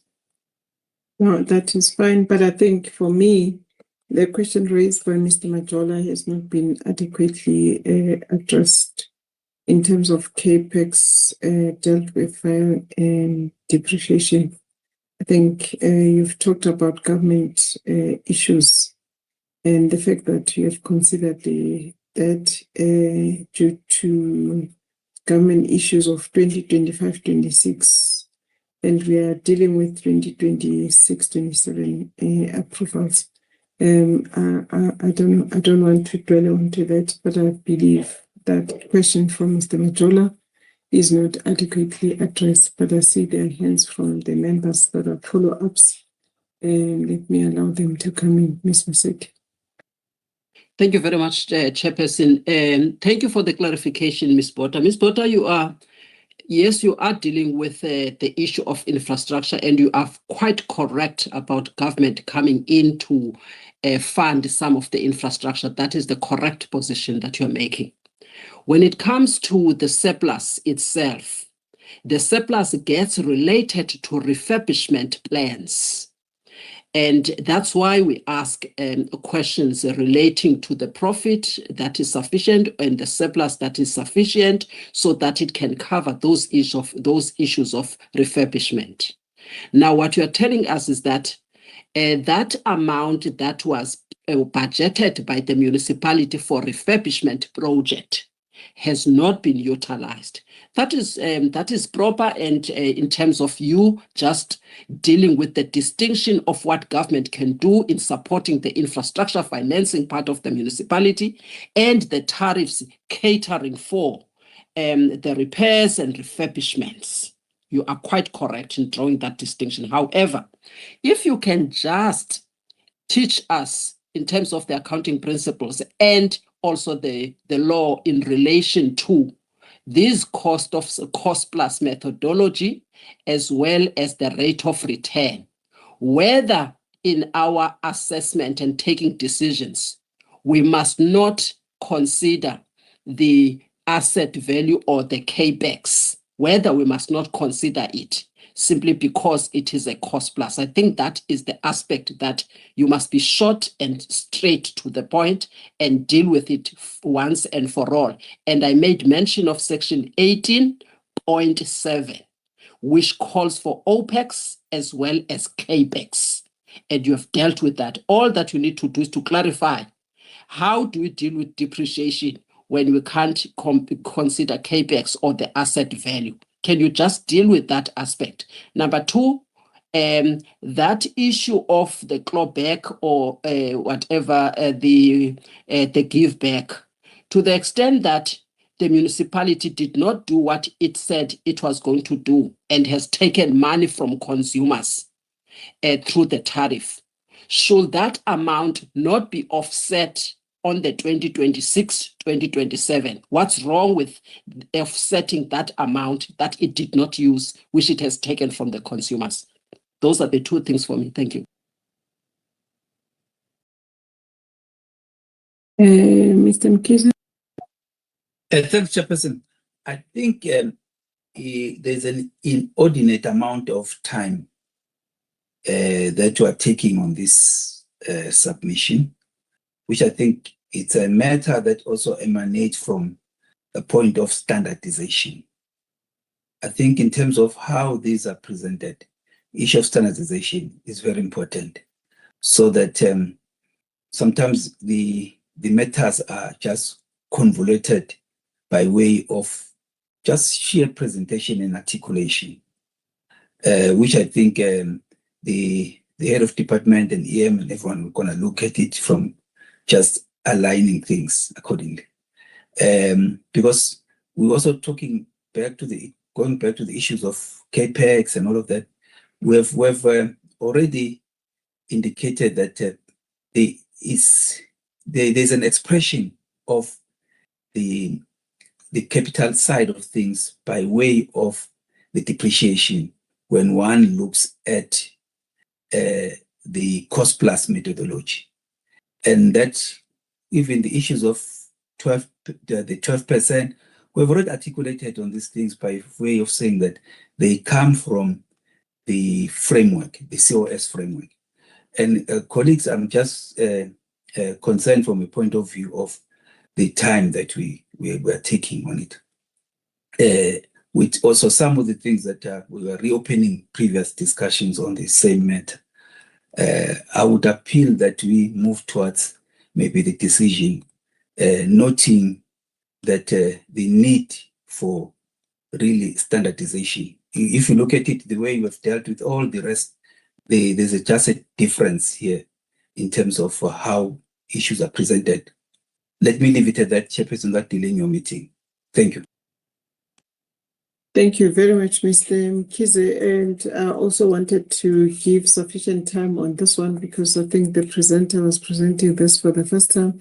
And also noting the fact that whatever issues that are raised by the members on this one would have to be considered in the other presentation. And I think we have tried with the 2 pages that the other presenter did to ensure that issues that were raised by members needed to be covered.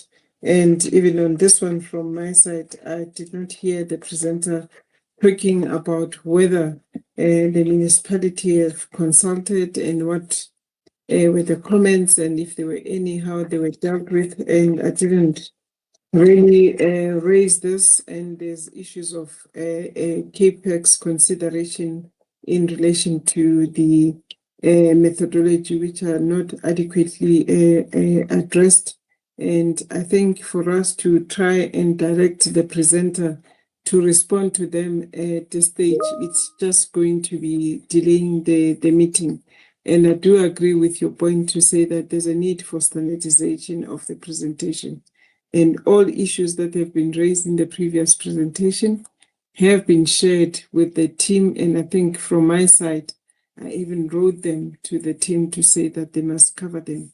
And that was done with the 2 pages or supplementary 2 pages that were presented in the previous meeting. And the issue of depreciation when looking at the cost plus methodology as well not being answered really adequately. But I would want to then take these as points of enhancements in terms of what the members have made and try and move on to see if we can just consider the recommendations as have been done with those enhancements that the standardization issue needs to be done. The depreciation, when it's being looked at, it needs to be aligned to the methodology used, which is the cost plus methodology, and all the other issues that were raised in the previous presentation, that they be addressed. That we're raising this as points from the members that they were not adequately addressed on this, but based on the recommendations that are on page 140, I would want to see if members are happy to recommend them with the enhancements that have been raised in relation to the CAPEX, and as well as I think there was an issue of government position that was raised, and consultation processes. A standardization of the presentation, and as well as how we deal with the presentation with the issue of depreciation. It is covered in all of these are covered in the presentation, but they are not coming out in a clear manner such that members are able to engage on them or to say they're happy with what has been said. So members, on that note, the recommendations are on 140 with those enhancements that you have raised in relation to this particular presentation. Can I get an indication that you do support what is being recommended? Maybe Pumla, from your side, if I may get an indication that it's an issue that it is, was it 8? Just reading. Okay, maybe I did not note the percentage properly that was requested by the licensee. Members, on that note, with the enhancements that have been really put forward by the members, can I get an indication that you support what is being recommended, and with a request that the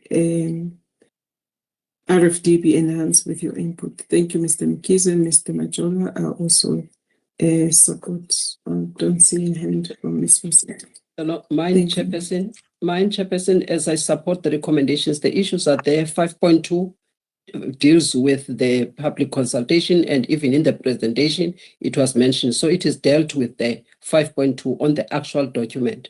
And the depreciation and the CAPEX, they are also dealt with in terms of the methodology. She explained it is there on table 5, and it has to be dealt with. She did explain that. So if members don't understand something that we asked for, that Ms. asset Mosset, value. you are Can I finish, responding on Chairperson? You behalf can of come in. present. Can I just Okay, finish, thank you. Chairperson? Because I'm explaining my part of the decision so that mine is not approving subject to those specific enhancements. So I'm just clarifying my support to say that that information is actually there, and that the information on depreciation and the asset value is the fundamental issue of depreciation, irrespective of the methodology. And that's what I heard from the clarification. That's all that I wanted to clarify what I'm approving, Chair. Thank you. Okay, noted. However, on 5.2, the comments are not specific, and I think we have really in the past application to say that on public comments, we need to get comments that were based on NERSA's publication, and as well as comments that were based on municipal publication. And noting the fact that the municipal public consultation process is within the control of the municipalities. And that was not responded to in terms of saying the municipality received so many comments and that they have been addressed. 5.2 does not address that, and 5.2 seems to be addressing the comments on the NERSA side. And that's the point that I just wanted to highlight on that public participation process. Mr. Mkhize, your hand was up so that we wrap up on No, this. I'm fine. I'm saying I'm just looking at the interest of time that Yes. where there are enhancements and they are already provided, even if they are already provided, it would be a question of phrasing them in a manner that is understandable. I think, yeah, let's take it in that, with the spirit, and then proceed, please, because the decision has already been taken. Thank you. Thank you. And the recommendations are supported, Ms. Botha, with those enhancements from the members as I have read them out. We then move on to the next application on Cedarbek Municipality. Ms. Mabinya, over to you, ma'am. Thank you, Chairperson. Good afternoon to you, members, colleagues, and the members of the public. Chairperson, Cedarbek is situated in the Western Cape, and they are applying for 9.01 increase. The application before us was approved by the council, and the municipality conducted its own public participation process. No comments were received from the municipality in terms of their own consultation process. On our side as NERSA, we've also published the application, and no stakeholder comments were received by the closing date.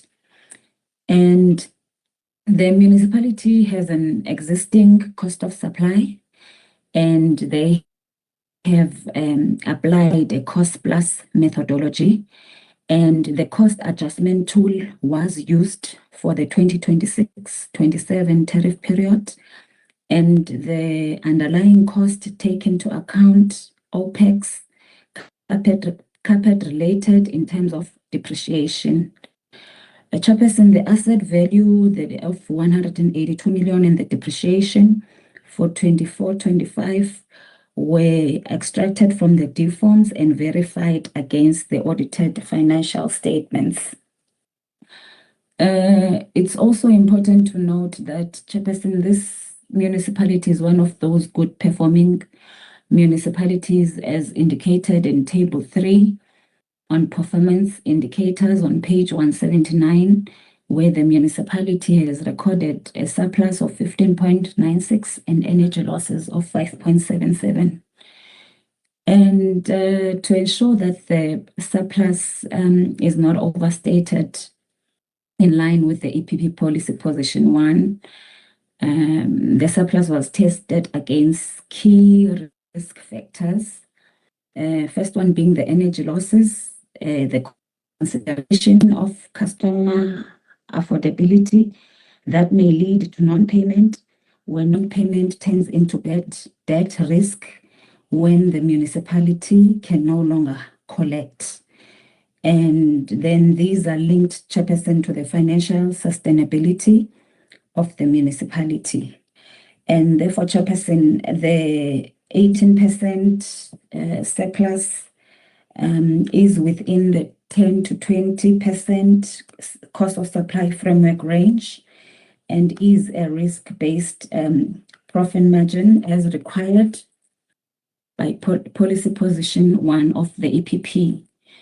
And as indicated, Chairperson, that this municipality is performing well and we are therefore compensating them in that basis. And in terms of the ESCOM account, they are up to date and there is no NMD exceedance. And then the issue about cross-subsidy, the large customers are subsidizing the small customers, and therefore there is an immediate need for the municipality to develop that cross-subsidization framework to address the issue of cross-subsidy in a fair and a transparent manner. And therefore the municipality is proposing a uniform tariff increase of 9.01%. And then, Chairperson, I'd like you to take you to the recommendations on page 170, that the REC is requested to approve the tariffs that are based on the cost of supply report for implementation on 1 July 2026. To note the cost of supply report submitted by this municipality, as well as that the municipality will be requested to submit a report accounting for all the costs that have been noted in its cost of supply study to allow NERSA to perform its independent verification audit process. Thank you, Chairperson. Thank you, Ms. Mapenya. Members, any questions, issues of clarity or points of enhancements that you may have on this particular application? Please do raise your hand so that you can be recognized to make your input. Ms. Mapenya, I don't see any hand from the members, but I think from my side, I may have missed what you have said, but the important point was on the public consultation process in terms of whether NERSA did get comments or not, and also on the municipal submission to yourselves as to whether they've gotten any public comments and how they have dealt with those. If you may come in on that point, that's the only point that I have for you. Over to you, ma'am. Thank you, Chairperson. Yes. Before you go ahead, Mr. Mkize's hand was up. Mr. Mkize, do you want to come in? Oh, it was a lingering hand. Okay. No, proceed, you covered me, Chair. Okay, Ms. Mapenya, just go ahead, ma'am. Apologies for interrupting you. Thanks, Chairperson. No, both NERSA and the municipality have consulted. The municipality has not submitted any comments that they have received on their own consultation. And also on our side as NERSA, there were no stakeholder comments received for this application by the closing date of 21 April. Thank you, Chairperson. Thank you, Ms. Mapenya. On that note, members, Cederberg Municipality, the recommendations have been read into the record. They are on page 170. Any comments, or maybe by show of hand, because I didn't see any comments from the members, that you approve the recommendations as stated in page 170. Thank you, Ms. Masetti. Mr. Mkhize, I do support. Babu Majola. Okay. Thank you, Mr. Majola. Ms. Masetti, your mic was open. I don't know whether you're voting or you wanted to raise something. Yes, Chairperson. Chairperson, all that I wanted to raise is on that table. There is on the calculations, there is a point that says that the increase that is required, having done all of the calculation cost drivers, is 14 point something %. That's what I wanted to raise and find out now. How does this, reconcile with the 9% that has been requested? Thank you, Chairperson. I will support based on that. The table number, ma'am, I've missed it. I think you didn't mention it. Table 4, it has all of the calculations, Table cost 4. drivers and all of that. Yes, it has a 14 point something %. Just going to it, but it is over 14%.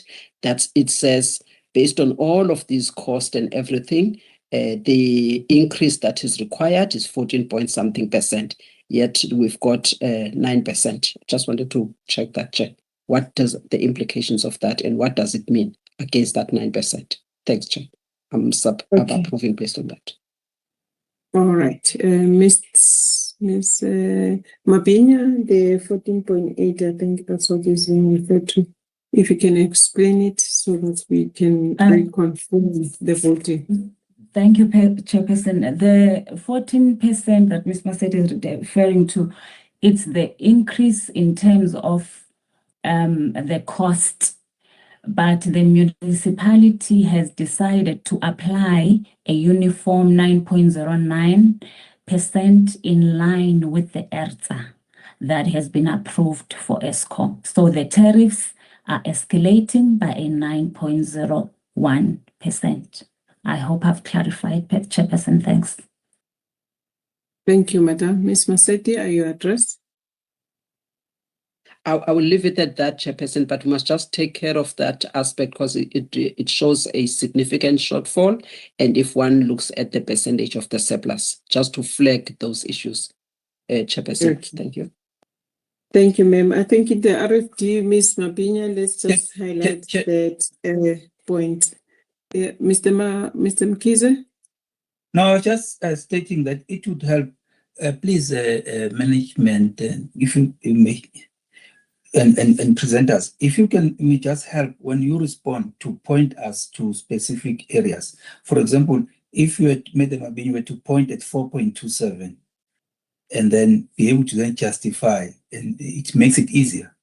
Because that is, I was thinking of the same question, actually, that's why. And then when I look at 4.27, because I've seen that figure, and then you can build on what you already have. It helps, I mean, with the other presenters. Again, the issue of consultations. Let's not take a lot of time by just presenting in a manner that has already been established, please. Thank you, Mr. Mkhize. And I think, as I said, in the 2 pages that the previous submissions we had considered, there were 2 pages. And I think from my side, I did make notes on what were the points that were raised so that we speed up the process. But I think on this ones, these may have been missed or covered in a different manner. If they're covered, please do direct us to those.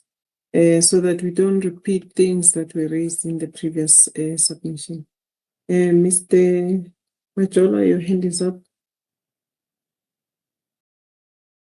Or was it for voting? Okay. Sorry, it was for voting. Apologies. Okay, in terms of the voting on this one, which is Cederberg Municipality, I think I did see a hand from Mr. Mkhize, Ms. Masetti, and yourself, Ms. Majola, in our I also support, and I do confirm for the record that those that have read out have voted for the support of the recommendations under the Cederberg municipality without really asking members to really proceed and again vote. And we then go on to the third one, St. Alex Sock. Mr. Ralufwe, please, can we manage the time? I think, yeah, it's just we're taking a lot of time. Let's not have a repetition of what has already been raised by members. Rather, in your presentation, highlight if you have covered all the issues that members have raised so that we allow them to ask questions if what they have raised previously is not covered, and we just deal with it. Over to you. Take the submission as having been read. And we do know the fact that Sentlek was really dealing with, I think, 3 municipalities in Mangaung. I may be wrong. If I recall, it was Mohokare, Kopanung, and a lady, and that amalgamation, we do know of it. And now they are coming up on Mangaung. Let's just focus on Mangaung because the other licensees, Mohokare and Kopanung, are dealt with separately. So just focus on that and take us through your submission. Tate Rolufe, over to you with Sentlek. Thank you, Chairperson, and thank you for your opening statement. Sentlek, excuse me, Sentlek, it's indeed supplying on behalf of Mangaung Metro. So Sentlek, Chairperson, is using an existing cost of supply, and upon its application, it has indicated that it has consulted its customers, and indeed we received a proof of that. And NERSA on our side as well, the consultation was done. And Chairperson, Sentlek is supplying 154,725 customers in Mangaung, and with indigence of 40,373, which is granting 50 free basic electricity, 50 kilowatts. And in terms of financial performance, Chairperson, Sentlek has recorded a deficit of 26% in 2023-24 financial year, and has slightly improved despite it being a deficit in 24-25 to minus 15.58%. And also the energy losses have slightly increased with a decimal digit, Chairperson, and where the energy losses are in total are actually amounting to 396.8 million. Going onwards, Chairperson, Sentlek has sent us the cost adjustment, requesting for a revenue requirement of 5.2 billion, and then also it has adjusted its cost mainly on CPI, and also excuse me, and also the bulk purchases on the NERSA number, which is 9.06%. There wasn't slight adjustments which were done, Chairperson. The adjustments were just 79,270, and the costs were verified, especially with the deform. And upon its application, Sentlek tabled an application of 9.9%, and which we support, it being in line with the bulk purchases emanating from the NERSA. And in terms of the surplus, Chairperson, we have engaged Sentlek upon the surplus to say their surplus is low, and we know what is due from. It is due to the higher cost base, or rather its expenditure management, because Sentlek is mainly depending on consultants. That is one of the main line items or other components that is ballooning the cost base. So, Chairperson, in terms of cross-subsidization, Sentlek Homeflex single phase is subsidizing, as well as bulk resell 2, as well as bulk resell 3, and Elecflex 1 up to 3, they are subsidizing other customers. So with that, Chairperson, I would like to throw you, or rather, Chairperson, when we go to the schedule of tariffs, yes, Centrelec has applied for 9.9%, and as such, we after our verification, we found that yes, we granted, we recommend for a 9.9% increase. And Chairperson, I would like to draw you to the recommendations from emanating from this submission. We recommend that the tariffs are based on the cost of supply, supported by the cost adjustment, and are approved as recommended in the tariff analysis section for implementation